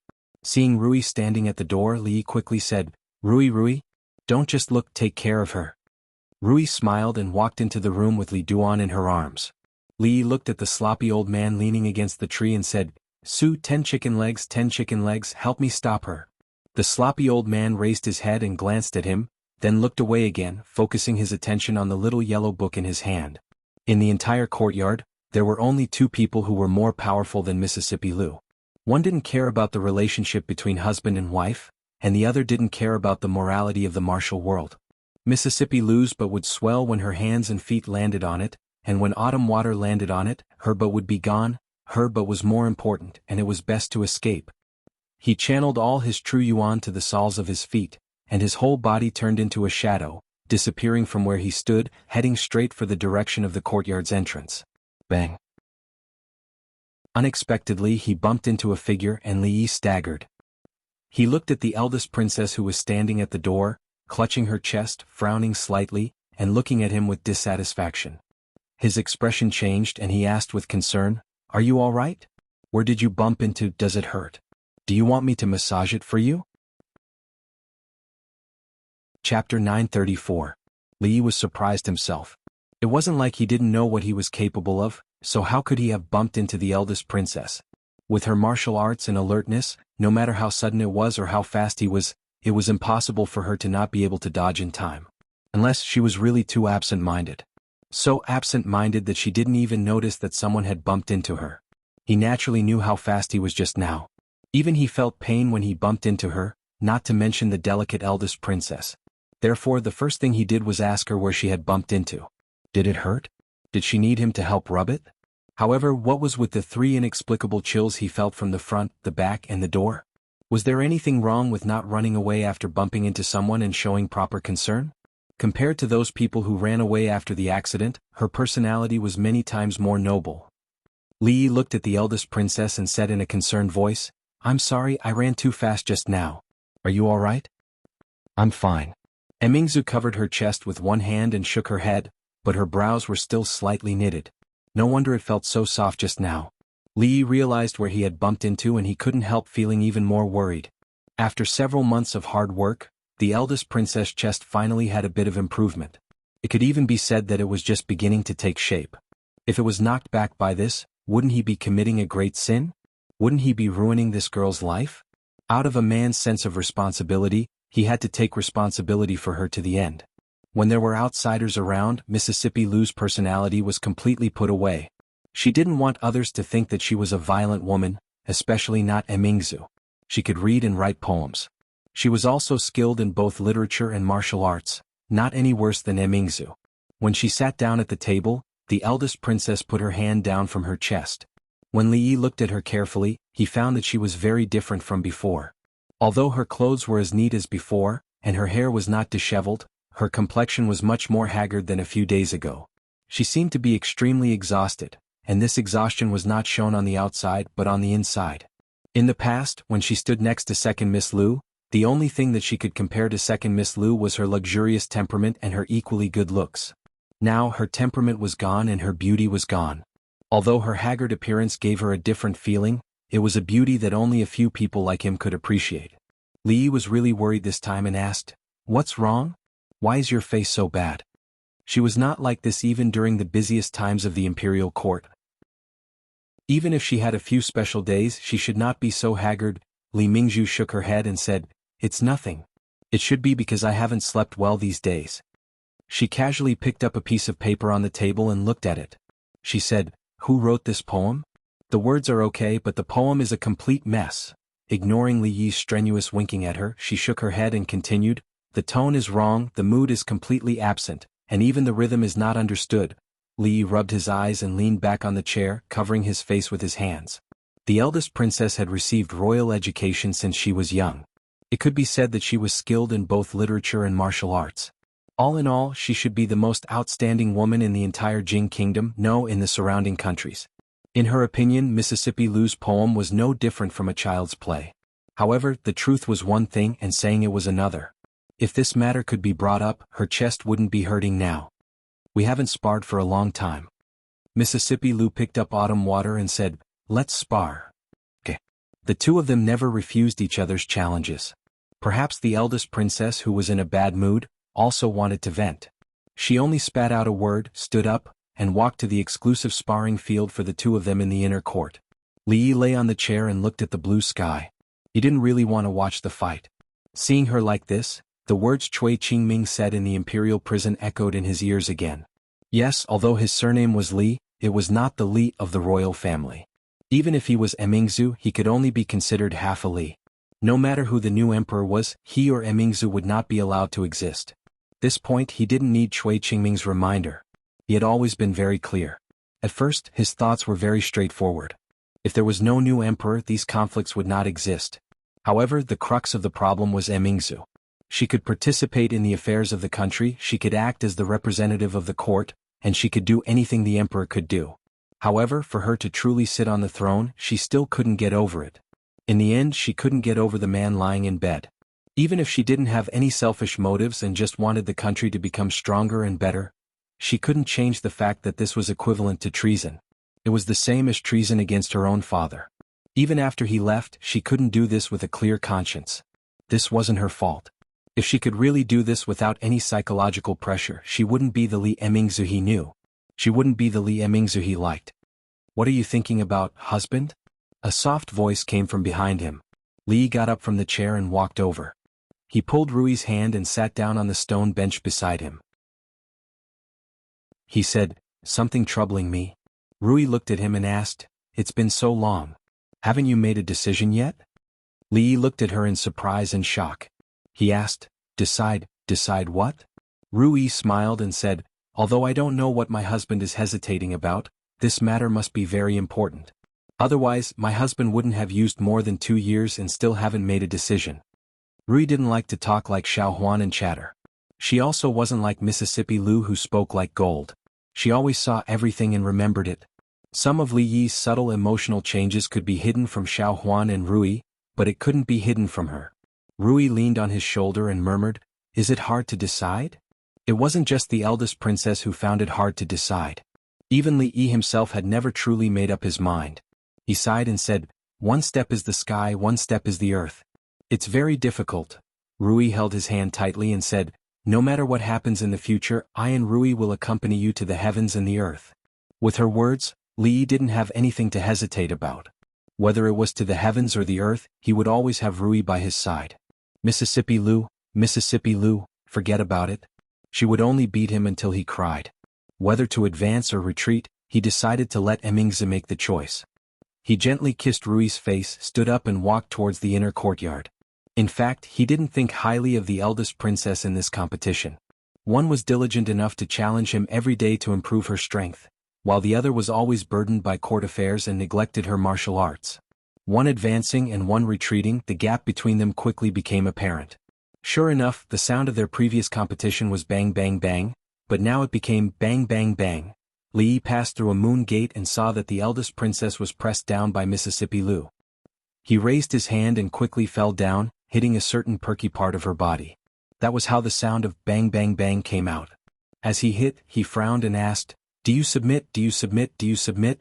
Li Yi stood still, thought for a moment and asked, "Do you need my help?" Chapter 935. Help? How do you want to help? Mississippi Lu's raised hand stopped in the air and she looked over. The Princess Royal's acupuncture point was sealed, and her pretty face was flushed. She stared at him with a murderous look. "Rui, what are you doing?" Li Yi walked over quickly, pulled Mississippi Lu away and said, "Emingzu is a princess. How can you treat her like this? Let go of her." Mississippi Lu was pulled away by him. The murderous look in the Princess Royal's eyes dissipated, and there was a hint of apology. It turned out that the help he was talking about was to help himself. Li Yi secretly wiped away a cold sweat. Although he also wanted to try what it felt like to spank the butt of a princess who might become an empress in the future, it was just for the moment. There was still a long way to go, too. Rui, just thinking about it made him tremble. After the Princess Royal was helped up by him, she still couldn't move. Li looked up and down, left and right, and asked, "Have your acupuncture points been sealed?" "Where was it?" "I'll help you unseal it." The Princess Royal's face turned red again, and she didn't say anything. Mississippi Lu came over, pushed him aside, and gently touched Mingzhu's chest. Although she was humiliated by Mississippi Lu, she didn't do anything drastic after her acupuncture points were unsealed. She got up and walked to the hot spring room and said lightly, "I'm going to take a bath. Give me a change of clothes." Li followed Mississippi Lu to the front. She suddenly turned around and asked, "I'm going to get her a change of clothes and I'm going to take a bath. Do you want to come with me?" Li hesitated. "I don't think that's a good idea." When Mississippi Lu began to roll up her sleeves, Li waved his hand and said, "I just took a bath this morning. I don't need it this time." After that he turned around and walked in the direction he came from. After being spanked by Mississippi Lu, the Princess Royal took a shower and changed her clothes.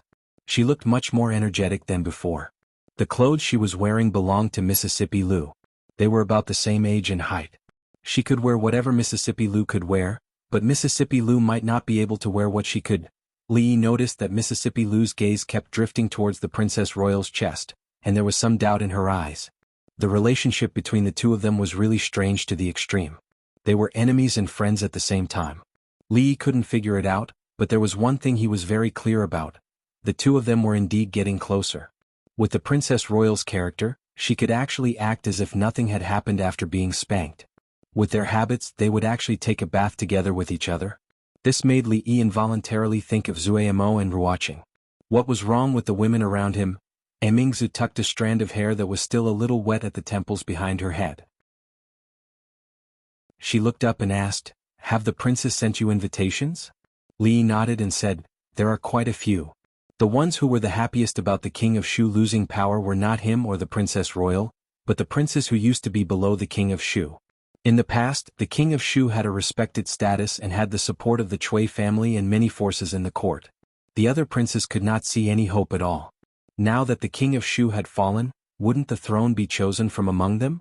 Therefore these days the princes whose fiefdoms were close to the capital had already rushed back to the capital.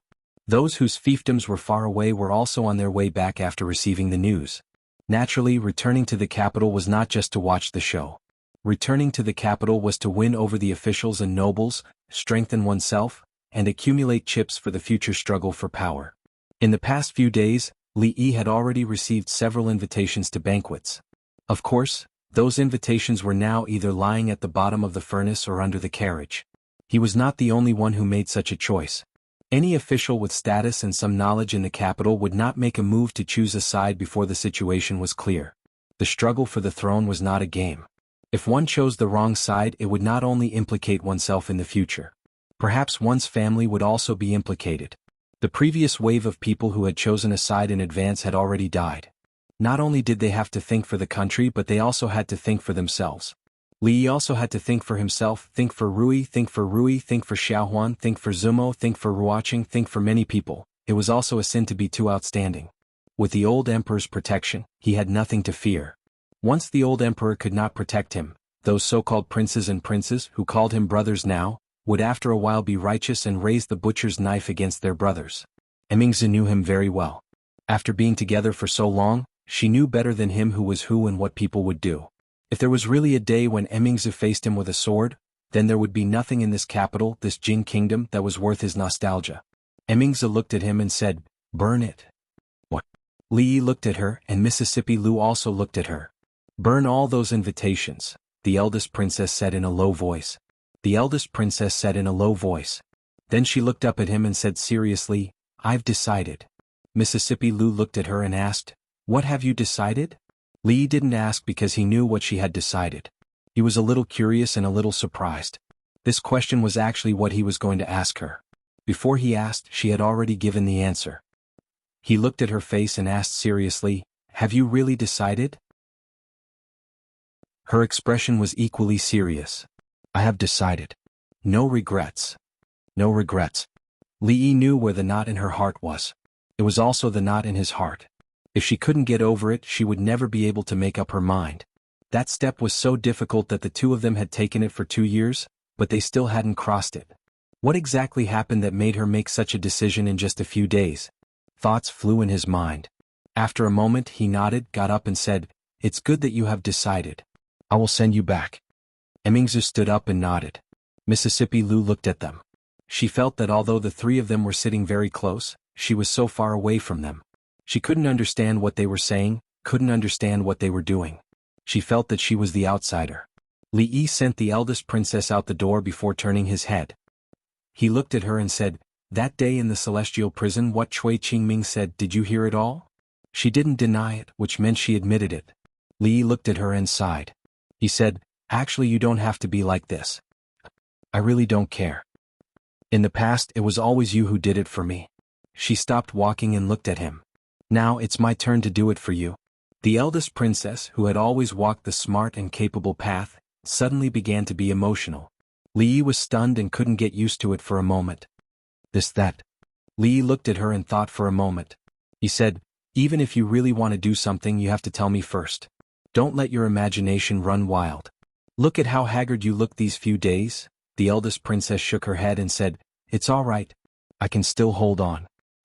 "It's not a matter of whether you can hold on or not." Li Yi shook his head and said seriously, "In the past, when you and Rui stood together, you were evenly matched. Now she has taken 70% of the advantage. You only have 30% left." When Li Mingzhu heard that, she was taken aback for a moment before she gave a faint smile. She turned around and attentively helped him adjust his collar. She asked, "Do you know why Lu Rui always likes to beat you up?" "What?" Li Yi immediately became spirited and asked curiously. This was something he had been puzzled about for a long time. He couldn't understand why the violent and savage Mississippi Lu didn't beat others but always beat him. In the end, he could only attribute it to the whole family. She couldn't beat Rui, and beating Xuanhuan would seem like bullying the weak. She could only bully him to get a little bit of psychological satisfaction. Emmingse helped him fix his collar. Then she clenched her fist again and said, "Because I also like." Chapter 936. She liked him, then she liked him. She liked him, then she should say it out loud. He would decide whether or not to accept her based on her performance in the future. She grabbed his collar just because she liked him. He almost suffocated to death. What kind of like was that? His collar was grabbed by her. When Li Yi walked back, he tidied his collar and ordered the gatekeeper, "Send an invitation to all the manners who sent the invitation. Tell them that I'm sick and can't go. If you don't want to go, then don't go." Telling others that you're not going was basic etiquette. He straightened his collar and tidied his clothes before walking into the courtyard. Otherwise, Mississippi Lu might think that he did something else when he sent Emmingse back. He didn't mind, but what about Her Royal Highness's reputation? To Li Yi's surprise, Mississippi Lu wasn't in the courtyard. Wasn't she curious about Mingzhu's decision just now? It wasn't Mississippi Lu's style to not ask if she didn't know, especially when it came to matters related to Emmingsu. So he planned to tell her personally. When she asked, he didn't say anything. When she didn't ask, he took the initiative to run over. Li Yi thought for a while and felt that his behavior was a little cheap. So be it. He was used to being cheap anyway. She didn't ask. If he still didn't explain, with her narrow-mindedness, he didn't know what she would think in her heart. Rui and he were telepathic. She had already guessed it. They didn't need to make it clear, and they didn't need to. Mississippi Lu was different. If he let her guess blindly, she could probably make up a wonderful New Year drama. He walked to the door of Mississippi Lu's room, knocked on the door and walked in. Many experiences and lessons showed that it was best not to enter a girl's room without knocking. It was not a good habit to not knock on the door. The frequency of accidentally seeing a girl bathing and changing her clothes was far too high. Even Li Yi suspected that he had some sort of lucky halo on him. It's not good to see indecent things. It's even worse if you don't take responsibility for what you see. Drunk Mo has already taken responsibility and Ruoqing hasn't. Mississippi Lu, we're a family, so don't be so distant. Mississippi Lu was reading in the room. Li Yi walked over and sat down opposite her. He poured himself a cup of tea and asked tentatively, "Don't you have anything to ask me?" "No," Mississippi Lu replied without raising her head. Li Yi asked again, "Aren't you curious about Mingzhu's decision?" Mississippi Lu replied calmly without raising her head, "I'm not curious." Li Yi stood up, took the book away from her hand and raised her head to make her look forward. Finally, he sat down opposite her and said, "You're not curious, but I want to say..." Mississippi Lu finally stopped being arrogant and looked at him calmly. Li Yi sighed first and a trace of sadness appeared on his face. He said, "His Majesty, I'm afraid he doesn't have many days left. You know, there's no hope for the King of Shu now. There's an undercurrent in the capital now. All the princes are returning to the capital with the excuse of visiting His Majesty, but they're secretly trying to fight for the throne." Mississippi Lu looked at him and asked, "Does this have anything to do with us?" "Why not?"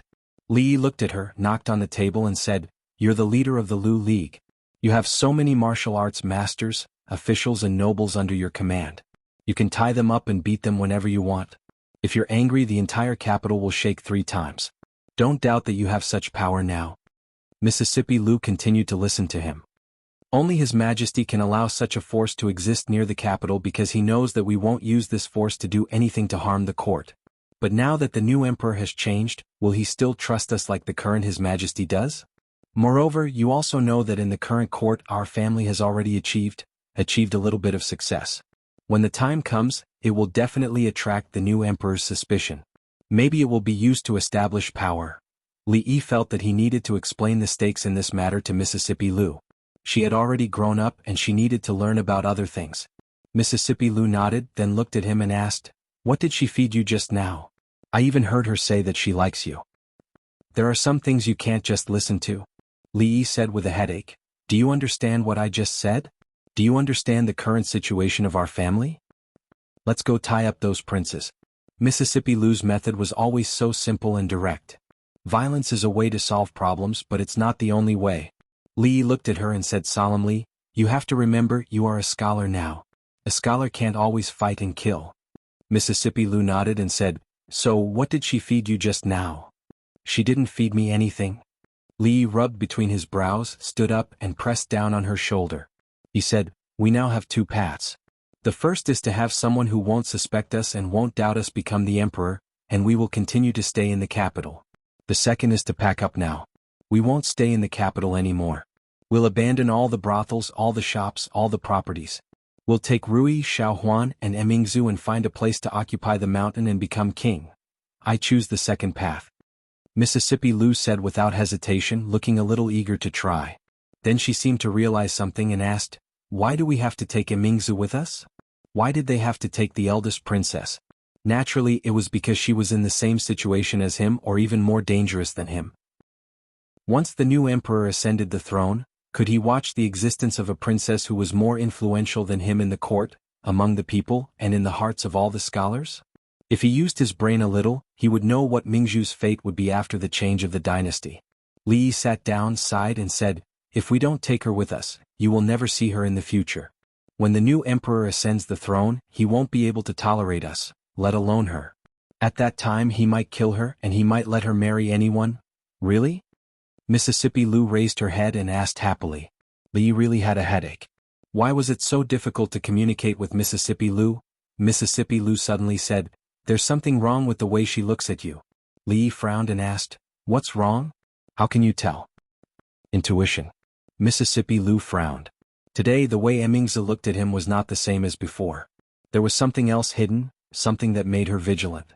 It was a look that only his sister had when she looked at him. "What's different?" Li Yi shook his head and said, "The way she looks at me is exactly the same as the way you look at me. There's nothing wrong." Mississippi Lu raised her head and looked at him, and her body trembled slightly. Li Yi then looked at her and said slowly, "If Emingzu can become the future emperor, we don't have to worry about anything." "A woman becoming the emperor?" Mississippi Lu came back to her senses and reached out to touch his forehead. She shook her head and said, "You don't have a fever? You must be crazy. If a woman can be the leader of Wulin, why can't she be the emperor?" Li Yi looked at her and said, "You are also a woman, you can't look down on women." Chapter 937. It seems that you are really crazy. After touching her forehead and checking her pulse, and ruling out the possibility of fever and qigong deviation, Mississippi Lu said with absolute certainty. She no longer cared about Mingzhu's gaze. She crossed her arms in front of her chest, looked at him and asked, "In the martial arts world, martial arts are respected, regardless of gender or age. The emperor is different. Since ancient times, has any woman ever been the emperor?" What she said was wrong. There were too many women who had been the emperor, too many to mention. Let's not talk about the distant ones. Let's just talk about, Mississippi Lou's question was off topic. It was not the point they were talking about at all. Li looked at her and asked, there is a first time for everything. Before you, has there been a woman who has been the chief of Wulin? Before Mississippi Lou, there had not even been a chief of Wulin, let alone a woman who had been the chief of Wulin. Why couldn't there be a female emperor? Emingzu is different from other princes and princesses. She has a very high prestige in the court.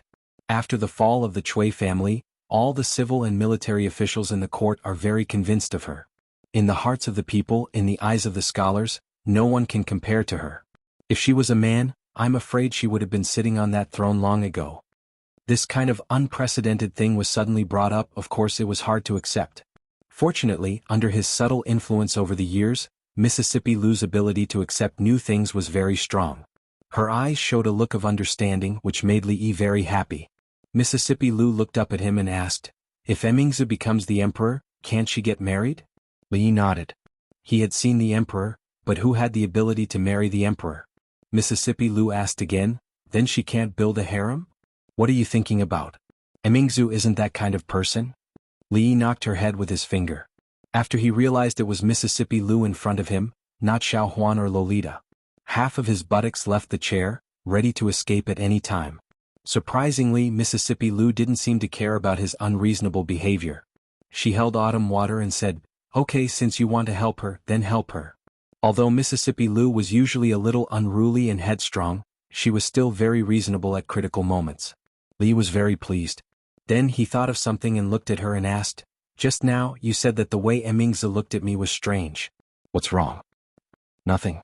Mississippi Lou's tone was very unfriendly. She glared at him fiercely and turned around to return to her room. Being stared at for no reason, Li felt a little wronged. But if she liked to stare at him, then so be it.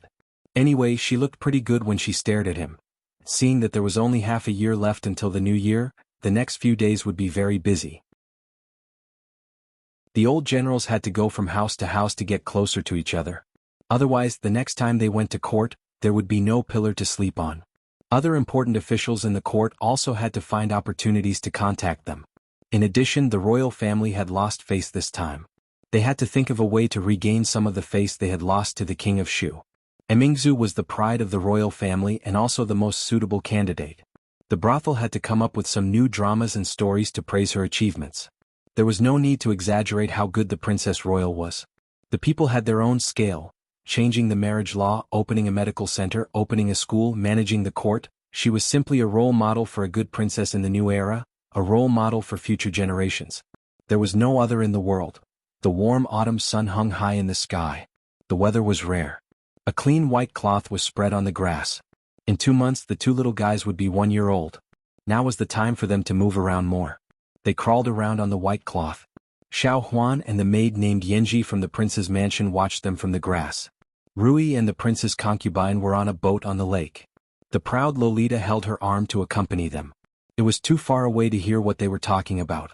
Li sat in the pavilion in the middle of the lake and ate a grape. He asked casually, I heard that a few more princes have returned to the capital? 3. Li Xian nodded and said. However, it's useless for them to return to the capital. Even if there's a fight for the crown prince, it won't be their turn. Li Xian shook his head and said, they might as well learn from the others and stay in their feudal lands obediently. Right now, it's easy to enter the capital but hard to leave. Li Xian's words were not without reason. Everyone knew what the princes who had returned to the capital at this time were thinking. However, there was only one position. If they managed to get it, they would transform from a flood dragon to a dragon. If they failed to get it, they could only be a snake and there was a high chance that they would end up as a dead snake. It was better for those princes who knew that they had no hope of getting the throne and stayed in their feudal lands obediently. It was better to be an idle prince who stood aloof from worldly affairs than to lose their lives. There are 6 adult princes who have stayed in the capital. Prince Qi and Prince Xian are the 2 with the most backing. Of course, they still can't be compared to the king of Shu in the past. However, now that the Chui clan has fallen, there's no hope for the king of Shu. On the surface, it seems that they have the highest chance of getting the throne. Note, the title, Prince Qi, was something I randomly came up with back then. I didn't take the Qi kingdom into consideration and there's no other meaning to it. It's useless to dwell on these meaningless things. Let's just treat it as an ordinary title. Li Yi threw the grape skin into the lake, and fish immediately swam over. He then asked, "These princes probably won't be able to stay idle for the time being, right? How can they possibly stay idle?"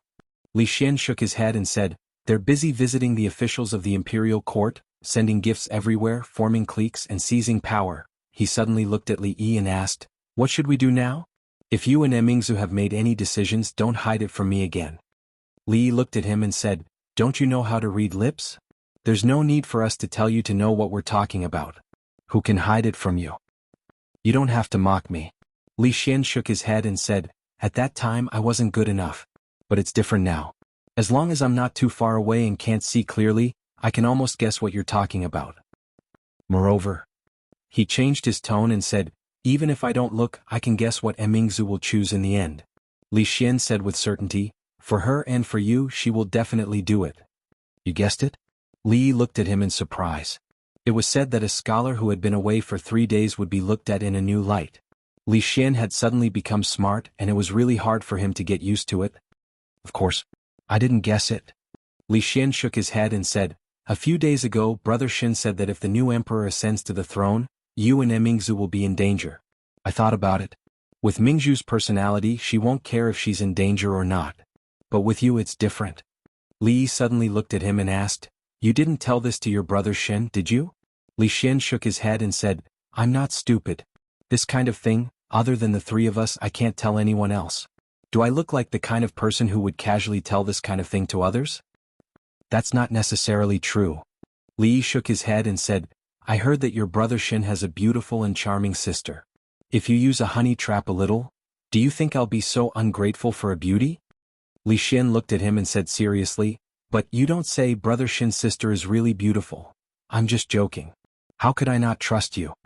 Li Yi waved his hand. In fact, compared to Brother Xin's sister, he was more worried about Brother Xin himself. "Speaking of honey traps," Li Xian suddenly looked at him and asked, "You have so many beauties around you, I'm worried about you. Do you think I'm that kind of person?" Li Yi looked at him and asked, "I trusted you so much and this is how you treat my trust?" Hearing this, Li Xian lowered his head in shame and said, "I still think you are. For them, what wouldn't you do? Furthermore, your wife seems to have a younger sister who's even more beautiful and charming than her." Chapter 938. Like a flower, like jade enchanting, like jade enchanting. When Mississippi Lu becomes enchanting, Li Yi will also be able to smile in the underworld. Li Xian's face showed a thoughtful expression, and he suddenly asked, "Do you think it's a good idea to let Emingzu sit in that position?" Li Yi peeled an apple, took a bite, put it aside and picked up another one. "Whether it's for you or for Emingzu, it's the safest for her to sit in that position." Li Xian looked at the pieces of apple skin he peeled and fell down in a spiral shape and asked, "It's a good thing for any one of you, but what about the 2 of you?" "What do you mean?" "You know what I mean." Li Xian looked at him meaningfully, and when the last piece of apple skin fell down, he stretched out his hand and said, "Thank you." Crack. "I don't know." Li Yi took a bite of the apple and with one in each hand he got up and walked out of the pavilion. Rui and the crown princess had already come down from the boat. The 2 little fellows seemed to be very interested in the water, so the 2 had to bring them onto the boat. With Rui around there was no need to worry about safety. The arrogant Lolita did not get on the boat this time. She trotted over and snatched an apple from Li Yi's hand. She did not care if he took a bite or not and happily chewed on it. "I don't care what you and Emingzu think, and I don't care what's going on between the 2 of you." Li Xian walked over from behind, holding an unpeeled apple in his hand.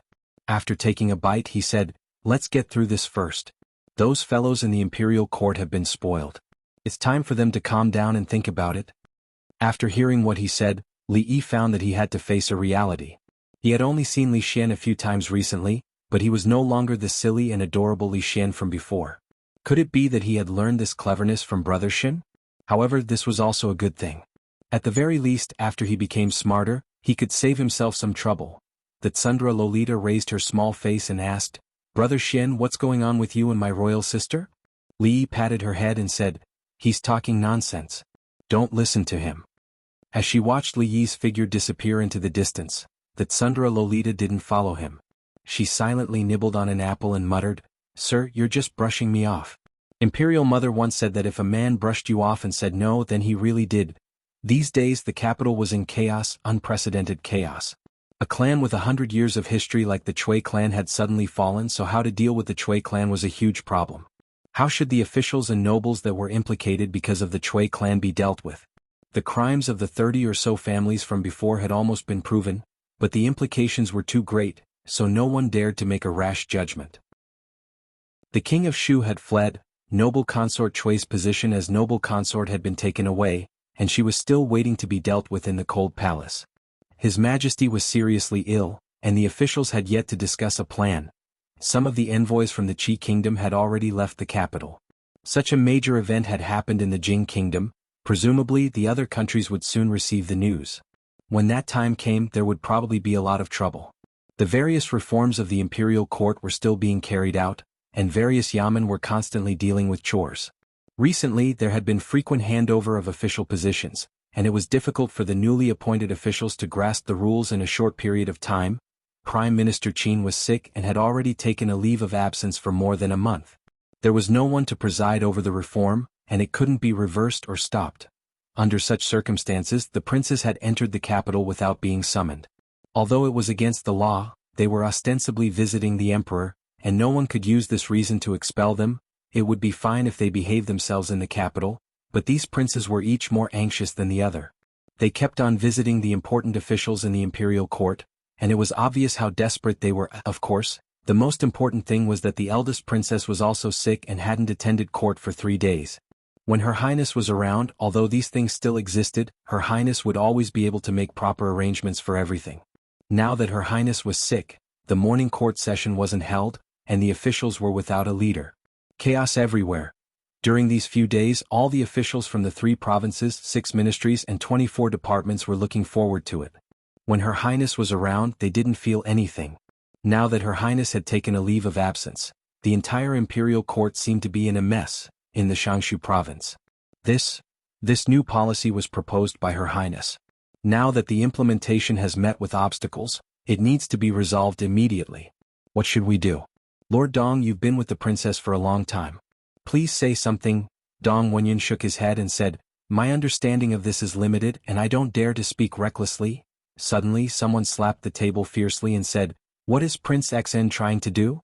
The invitation has already been sent to the Xianxia province. Is he that impatient? These are all small matters. How should we deal with the Chui clan's matter? His Majesty and the princess haven't given us any information, so we can't make a rash decision. Prime Minister Qin? Prime Minister Qin hasn't been here for a long time. This can't go on. I wonder how Her Highness's condition is. When will she get better? It's not good for us to inquire about such matters. The complicated imperial court affairs caused countless officials to feel troubled, and the entire Xianxia province was in a state of chaos. This is the Xianxia province. What's with all the commotion? An elderly voice rang out from outside the door, and everyone's gazes quickly looked over. Prime Minister Qin. Prime Minister Qin, you're finally back. Quick, come in. Someone walked out quickly and helped Prime Minister Qin, who was holding onto a walking stick, into a chair. Prime Minister Qin tapped his walking stick heavily on the ground and said with a disappointed expression, all of you are the pillars of our Jing kingdom, the pillars of the imperial court. The entire country's future depends on all of you. The eldest princess has only been away for a few days. Look at all of you. Look at all of you. Do all of you still look like officials of the imperial court? Hearing this, everyone lowered their heads in shame. Prime Minister Qin was right. They had already forgotten what it was like in the past. However, ever since the eldest princess took over the government, whenever they encountered any problems that they could not solve, they would just need to submit a report, and there would be a perfect solution very soon. They were already used to such a life, going to the yamen every day. There were no headaches, and when they were in a good mood, they would go home and change into casual clothes. They could even go to the brothels to listen to plays. It was naturally impossible for them to get used to returning to the days where they had a headache every day. Prime Minister Qin coughed a few times before standing up. He looked at everyone and asked, look at all of you now. If Her Highness no longer takes over the government in the future, are you all going to continue being like this? Everyone looked even more ashamed. Prime Minister Qin was right. Her Highness was only acting for a while. When the new emperor succeeded the throne, she would naturally leave the imperial court. This was a fact that they had always ignored. After Prime Minister Qin's reminder, they finally realized something. Her Highness would eventually leave. After Her Highness left, who would inherit the position? One of those mediocre people who visited the ministers one by one in the capital? Without Her Highness, what kind of life would they have in the future? It was enough to think about the past few days. Of course, this was only an ideal situation. If there were no accidents, it would be much more difficult than it was now. It was easy to go from frugality to extravagance, but difficult to go from extravagance to frugality. They had already gotten used to the previous way. They could no longer easily turn back. Why did they have to turn back? This was a question worthy of everyone's consideration. Li Yi and Li Xian didn't need to think about it. After September, the weather would gradually become cold. It was better to sit down and eat a hot pot than to think about those messy things. Mississippi Lu and Princess Royal wanted to see who could cut the lamb thinner and taste better. Naturally, there needed to be a judge. Li Yi shook his head and said, "It's been too hot these days. I can't taste it in my mouth." "If you can't taste it, just say that you can't taste it. Don't make excuses." Li Xian glanced at him and volunteered. He waved his hand, "I'm good at tasting dishes. I'll do it." Li Yi looked at him and decided to take back his evaluation of him a few days ago. Li Xian put the meat rolls they had cut into the pot. After tasting it, he already had an answer in his heart. He nodded and said, "I think." Mississippi Lu unsheathed autumn water and began to carefully wipe it. Princess Royal looked into the distance and cracked her knuckles. "I think." Li Xian blinked his eyes and began to sweat. He looked at Li Yi, who was quietly eating next to him. When he turned back, he shook his head with a serious face and said, "I'm sorry, I've also been too hot these days. I really can't taste it." Chapter 939.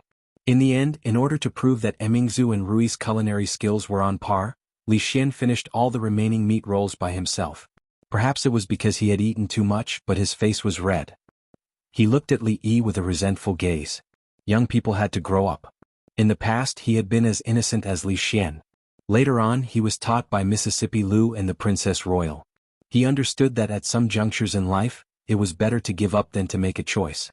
Li Xian rubbed his stomach and laid on the chair without any grace. He mumbled, "I was right? The officials in the court have long been spoiled by Emingzu. Without Emingzu they wouldn't dare to do anything. Look at how chaotic the court is now." It had to be said that Li Xian's idea was not bad. Even Li Yi didn't think of it. There was a saying that went like this: there was once a wise empress who stood in front of the officials, but they didn't cherish her. When they lost her, it was too late for regrets. This was the most painful thing in the world. Although Her Highness's few days off were not enough for the courtiers to think about a certain aspect, it was enough for them to calm down and consider many things. "This is a good idea." Li Yi nodded and gave him a thumbs up. He passed an apple to him and said, "Eat some fruits after a meal. It's good for your health." Li Xian's eyes widened. He covered his mouth and ran out. The word "eat" was not something he could even hear. Because he was too young, he ate too much until he vomited. This was his punishment for making promises so easily. After vomiting, Li Xian's complexion looked much better. However, he slumped into his chair, his bearing as a member of the royal family completely gone. The Princess Royal didn't stay in the palace for a few days. Naturally, the officials couldn't get any information. The strange thing was that she and Mississippi Lu were enemies, but they were always together. Except for sleeping, they spent most of their time together. Li couldn't figure it out. Besides martial arts, what else did they have in common? They couldn't be exchanging experiences other than fighting, right? This made Li a little worried. He looked back at Li Xian and asked, "Help me see what they are talking about." He was now very convinced by Li Xian's lip reading, and he finally discovered his greatest strength. Never underestimate a man with a gossipy heart. Because you never know how much effort he would put in to peep. "I can see clearly only when I concentrate. Don't disturb me." Li Xian took out a small telescope from his sleeve and put it to his eyes. "Emingzu said that your Rui is too violent. It's not good to always use force on you, and the places he hits are not elegant." Li Yi was deeply gratified. Her Royal Highness was a princess after all. She would love others. This was something that Mississippi Lu, who only advocated violence, would not understand. She also said that she found a secret skill in the palace's library a few days ago. It can make people feel unbearable pain when performing the skill. After the skill is performed, it will return to normal without leaving any trace. She suggested that your Rui learn it. Li Yi suddenly remembered that he also had something to suggest to Rui. Right now, Emingzu was still the eldest princess. The two of them could often compare notes with each other. In the future there would not be many opportunities like this. Rui wanted to seize the opportunity to humiliate her a few more times. After all, a tiger's but could not be touched and an empress's but could not be spanked. If he did not take advantage of this opportunity, there would not be another one in the future. If she needed help he could provide it for free. Ministry of Revenue. Minister of Revenue Xuanhuan personally saw a person out of the yamen with a smile on his face. He said, "These days the Ministry of Revenue has been busy with the tax reform. If not for you I would have a headache." Xianxia shook his head and said, "Lord Qin, you are exaggerating. As the Assistant Minister of the Ministry of Revenue, this is my duty." Although there was a difference in rank between the two, Xianxia was not only the Assistant Minister of the Ministry of Revenue but also the Governor of the capital. He held two important positions. Xuanhuan was very polite to him and said with a smile, "These days, Lord Tseng, you must be very tired from running between the yamen and the Ministry of Revenue. Quickly go back and rest. Leave the rest of the Ministry of Revenue to someone else. Her Highness's condition has improved. I still have to go to the palace to report. Lord Qin, please see me off." Xianxia cupped his hands and turned to get into the carriage. Morning dew hall in the palace. After Xianxia finished reporting he said, "Your Highness, there are already 7 princes who have returned to the capital without His Majesty's edict. The court has different opinions on this. May I ask how this matter should be handled?" "Father has no objections on this matter. There is no need to discuss it further." Emingzu put down a memorial and looked down. She said, "Recently all the yamens have been busy. It must be tiring for you to be busy with both the capital yamen and the Ministry of Revenue." Xianxia bowed and said, "This is this official's duty." Emingzu nodded and said, "Although I am working for the court, it is not easy to arrange the affairs of the two manors so well. Reward me with 1,000 bolts of silk and allow me 5 days of rest." This official is the capital governor and the assistant minister of the Ministry of Revenue. This official should do his best for the court. This is my duty. Xianxia knelt on the ground and said, "Your Highness has shown me gratitude. This official will also be forever loyal to your Highness." Emingzu put down the memorial in her hand and looked at Xianxia. Pledging loyalty to the imperial court and pledging loyalty to her were two different concepts. Xianxia had been an official for many years and held a high position. He could not understand the difference between these two sentences. After a while she sat down again and nodded. "Rise." The capital governor was an official in charge of the capital and the Hebei region. He was only a 4th-rank official. In the court there were many officials who were higher than him. However, in terms of status, the capital governor was no less than the 6 ministers and the chief officials of the 3 provinces. The former capital governor, Dong Wenyun, had already become the mainstay of the Jianghu province. The 2 prime ministers had also held this position before. Generally speaking, this position was just a transitional one. Once they got through it, they would immediately become a true high-ranking official of the court. The current capital governor, Xianxia, was originally an official in the King of Shu's faction.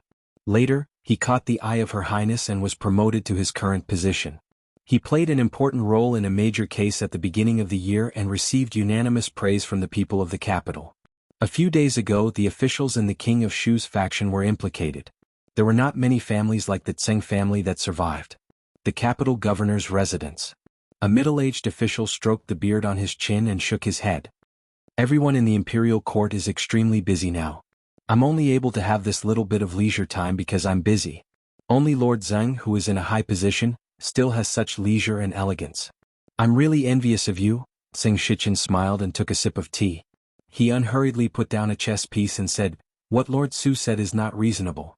2 days ago I was just as busy as my colleagues in the court.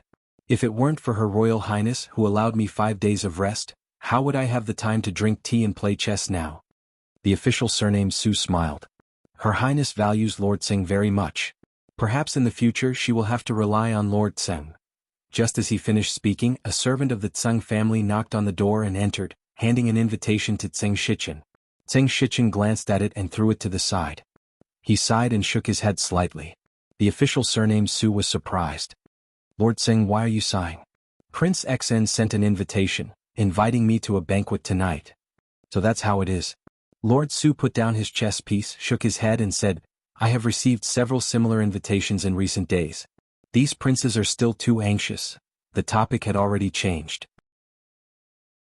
Xianxia casually asked, "In Lord Su's opinion, which of His Majesty's princes is the most virtuous and has the most hope of inheriting the throne? His Majesty is so wise, but none of the princes have learned a single bit of His Majesty's ability. The official surnamed Su shook his head and said, "The Prince of Shu, Prince of Xin, Prince of Qi. These princes are all mediocre. In terms of virtue, just look at the news from their fiefs. Not to mention a hair on the eldest princess's head, even the heir of the Prince of Ning is better than all of them combined. In fact, they can't even compare to a child of Prince Jin. The eldest princess has the talent to rule the world, but unfortunately she is a woman." Zheng Shichen sighed and said, "If Prince Xin or Prince Qi were to inherit the throne, I really can't imagine what the world would become in the end." Seemingly affected by his words, the official surnamed Su also revealed a vexed expression. "To tell you the truth, Lord Tsang, the eldest princess is unwell this time. I and several colleagues have also thought about this problem. Her Highness and many officials have put in a lot of effort to achieve this. Is it going to be ruined in the hands of others in the future?" Zheng Shichen revealed a helpless expression. "But the eldest princess is only acting in power and will soon leave the court. It's impossible for her to always—" "Who said it's impossible?" The official surnamed Su raised his head and looked at him. "The princes are mediocre, but there is still Prince Jin. In terms of identity, status, and ability, who among the princes can compare to Prince Jin? It's just that Prince Jin is young and can't take on great responsibilities. But before Prince Jin comes of age, the eldest princess can act in power. Isn't that the best of both worlds?" Zheng Shichen looked at him and said in a low voice, "Lord Su, be careful with your words."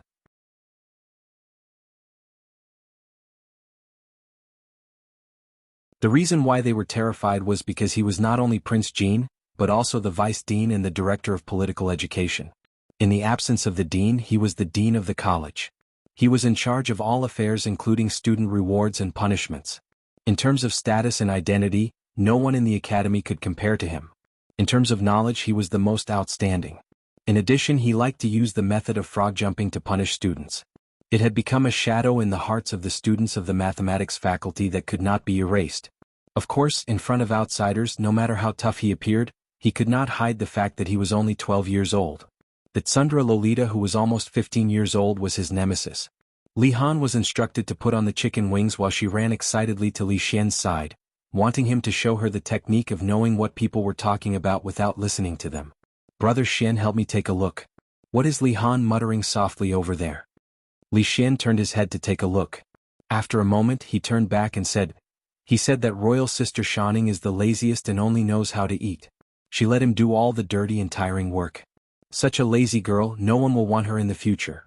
That Tsundra Lolita ran over angrily and twisted Li Han's ear. The latter had a horrified expression and said with a trembling voice, "Royal sister, how did you know? Great, you actually dared to secretly scold me?" That Tsundra Lolita actually said that no one would want her in the future. That Tsundra Lolita turned her head to look in a certain direction. When she saw Li Yi sitting together with the eldest princess, she exerted even more force. Li Yi looked at Li Han, who was being chased by Shanning, and turned his head to ask Emingzu, "What do you think of Prince Jin?" "Li Han is a good child." Emingzu nodded and said, "Although he is young, he is the one who can endure hardships the most out of all the princes. These few years he has been put in the arithmetic academy to train, and he has grown a lot. He has already left the other princes of his age far behind." Li Yi nodded and said, "In the past he was a little mischievous. These 2 years he has finally calmed down. I don't know what will happen in the future, but at least for now, his nature is still very pure."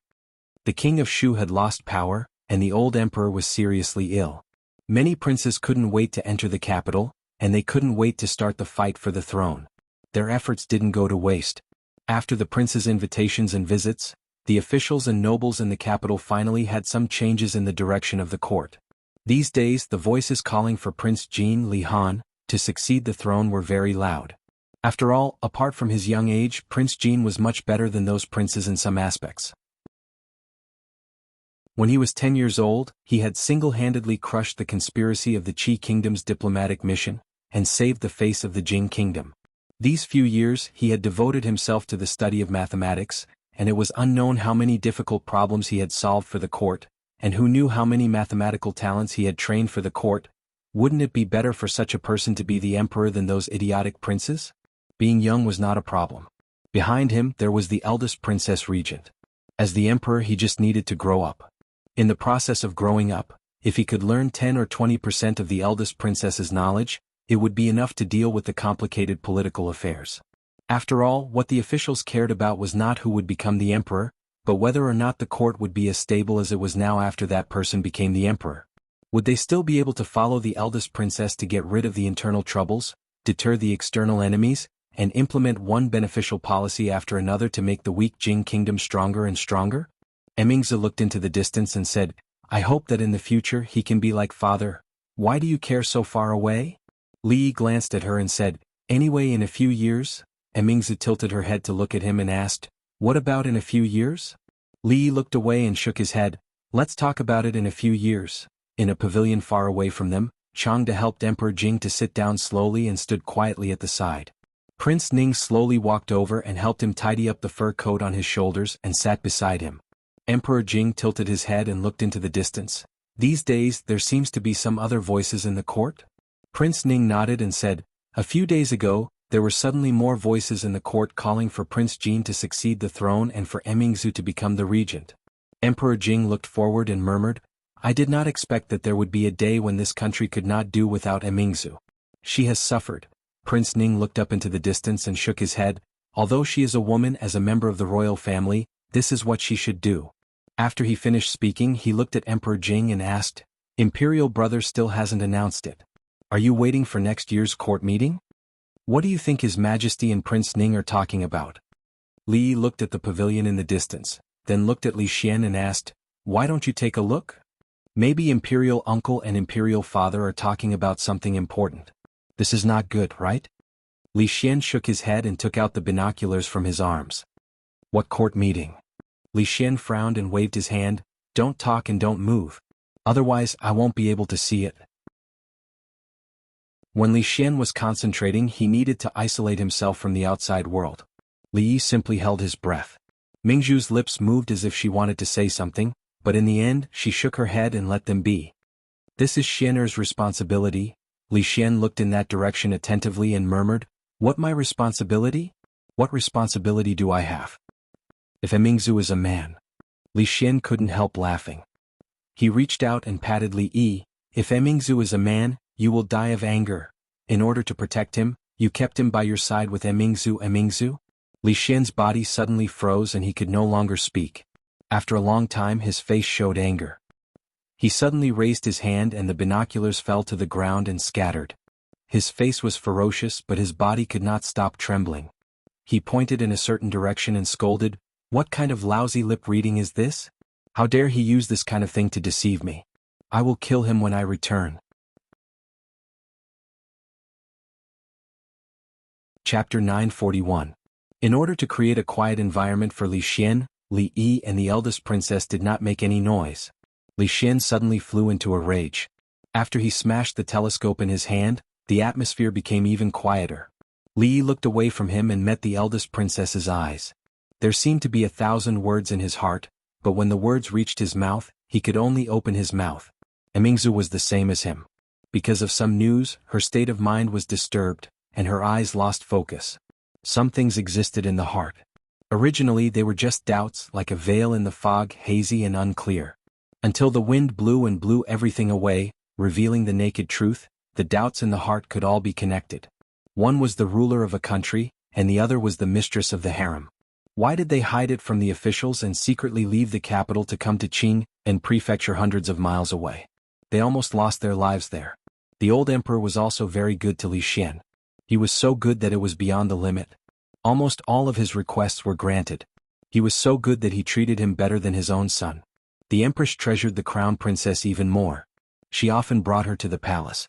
She was no less than her own daughter Mingzhu. On the contrary, Princess Ning frequently entered the palace as soon as she arrived in the capital.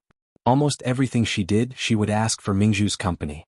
The Wang family abandoned the most powerful king of Shu and married their daughter to Li Xian. They were not at all worried about the revenge of the king of Shu after he ascended to the throne. This was not stupid. They were choosing sides. Li Yi finally understood where the master of the Wang family's eternal confidence came from. As wise and far-sighted as the old emperor, how could he not know the importance of choosing a successor to the country? But no matter how dangerous the situation was, he avoided this issue, because there was nothing to talk about. He already had a candidate in mind, but before that, he had to help him clear up the internal and external troubles of the Jing kingdom. Until now, the Cui family had fallen, the king of Shu had escaped, the capital had been bathed in blood, and the enemies did not dare to act rashly under the threat of Tianfa. Most importantly, Mingzhu and Li Xian's birthdays were on the same day. Princess Ning and the Empress happened to be in the same summer palace when they gave birth. After that, they lived in the same place for many days. Li didn't know if their birthdays were on the same day, but he knew that he was extremely stupid. There were so many coincidences, so many obvious clues, but he had never thought in that direction. When he found out the truth, he couldn't even say a word. The old emperor and the empress were worried that Li Xian would be like the previous two princes who had died young and would be persecuted by evil people, so they swapped him with Prince Ning's daughter. Li Xian went to Qing and Fu, and Mingzhu stayed in the capital. Who would care about a princess and think that she could threaten their throne? Of course, reality proved that they were wrong. Even if the empress gave birth to a princess, she could still threaten the throne they wanted. And the reason for all of this was because of everything he, Li Xian and Mingzhu had done these few years. Of course, Li Xian's good idea had changed the situation in the court, allowing the thing that had been hidden under the water to surface. And this was also the most laughable, or rather, ironic. He personally handed over the throne that belonged to him to Mingzhu. His eagerness were even more than Mingzhu himself. Li Xian stepped on the telescope that had already been broken into pieces. Then he turned his head and looked at Li Yi and Mingzhu with a pale face. He murmured, "Save me." The eldest princess raised her head to look at him. A smile suddenly appeared on her face. Like a taut string suddenly relaxing, her entire person relaxed in this instant. She said, "Actually, this is the best ending." Li Yi patted his shoulder and sighed. "Good luck, we all think highly of you." "No, you can't do this to me." We agreed. Li Xian's body trembled. His expression was terrified and his voice was slightly hysterical. "I'll go back first," Mingzhu said softly. She turned around and walked in the direction she came from. Li Yi didn't know what to say to her. At this time it was not only that matter that was involved, but also her life experience. In an instant, her father was not her father and her mother was not her mother. For the past 20 years she had been kept in the dark. No matter how strong she was, she needed time to accept it. "I'll go back too." Li Yi shook his head. With such a huge gap, not only Mingzhu needed time, but at this time all three of them needed time. Li Xian shook his head violently and murmured, "You can't do this, you can't do this." Li Yi really couldn't think of any words to comfort him. After looking at him apologetically, he turned around and left. The proud Lolita ran over from a distance. She raised a roasted black chicken wing to Li Yi and said, "Sir, the chicken wing is ready. I roasted it for you myself. Try it." Li Yi took the chicken wing and took a bite. He knew that she not only forgot to add seasoning, but also did not roast it well enough. The outside was already black and the inside was still a little raw. The proud Lolita asked expectantly, "How does it taste?" Li Yi finished the chicken wing in 2 or 3 bites, wiped his fingers and nodded. "It's delicious." "Then I'll roast it for you, sir." The nervous expression on the proud Lolita's face disappeared. Finally, joy appeared on her face and she ran quickly to the grill. Li Yi stopped her, shook his head and said, "Sir has something to do. I'll go back first." "Oh." The proud Lolita responded with some disappointment. Then she raised her head, smiled and said, "It's okay. Sir's business is more important. If you like it, I'll roast it for you next time." Li Yi smiled at her, turned around and left. After a while, the proud Lolita put her hands on her hips and looked down at Li Han, who was squatting on the ground. She asked, "How is it? Is it delicious?" Li Han said with a bitter face, "I'm not eating it. The outside is burnt and the inside is not cooked. I forgot to add seasoning. It's not delicious. I'll have diarrhea if I eat it." "Nonsense." The proud Lolita looked at him with shame and anger and said, "I roasted it like this just now. Sir said it was delicious and he ate it all." Li Han's face became even more bitter. He looked at her and said, "That's because Sir likes you. No matter how bad your roasted food is, even if you gave Sir a raw one, he would still say it was delicious." The anger on the proud Lolita's face immediately turned into shyness. She pinched the corner of her clothes and said to herself, "Really?" Mother seemed to say the same thing. "Really, really?" Li Han raised his hand and said, "I swear among everyone apart from Yongning, you're the one that Sir likes the most." When he saw his royal sister frown, he immediately changed his words and said, "No, Sir likes you and Yongning the most. He likes both of you the most." After a long while, Li Han sat on the ground and let out a long sigh of relief as he watched his royal sister, Xianxia, run away shyly. The chicken wing she roasted was really terrible. This was the worst chicken wing he had ever eaten.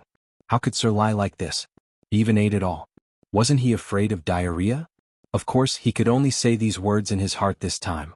He didn't dare to whisper them out loud. Little Han. A voice suddenly came from behind him. Li Han jumped up from the ground in fright. He only relaxed when he saw who it was. He asked, "Brother Xian, why are you looking for me?" An extremely kind smile appeared on Li Xian's face as he said, "Come here. Brother Xian has something to tell you." Although Brother Xian's smile was very kind, as if he had some great news to tell him, Li Han felt a chill run down his spine. He felt his hair stand on end as if a great disaster was about to befall him. Sir had said that when you faced an unknown problem that you couldn't handle, you should rely on your intuition. Li Han's first instinct was to run. Thus he really ran. He was extremely fast and didn't even look back. It was as if there was a monster chasing after him. Li Xian smiled as he looked at the rapidly fleeing figure. He extended his hand and murmured, "No matter how fast the little monkey runs, he won't be able to escape from the palm of the Buddha." You're tuning in to the Sword Dance in the Vast Sky YouTube channel. Don't forget to subscribe and join us on this journey to catch the most captivating stories.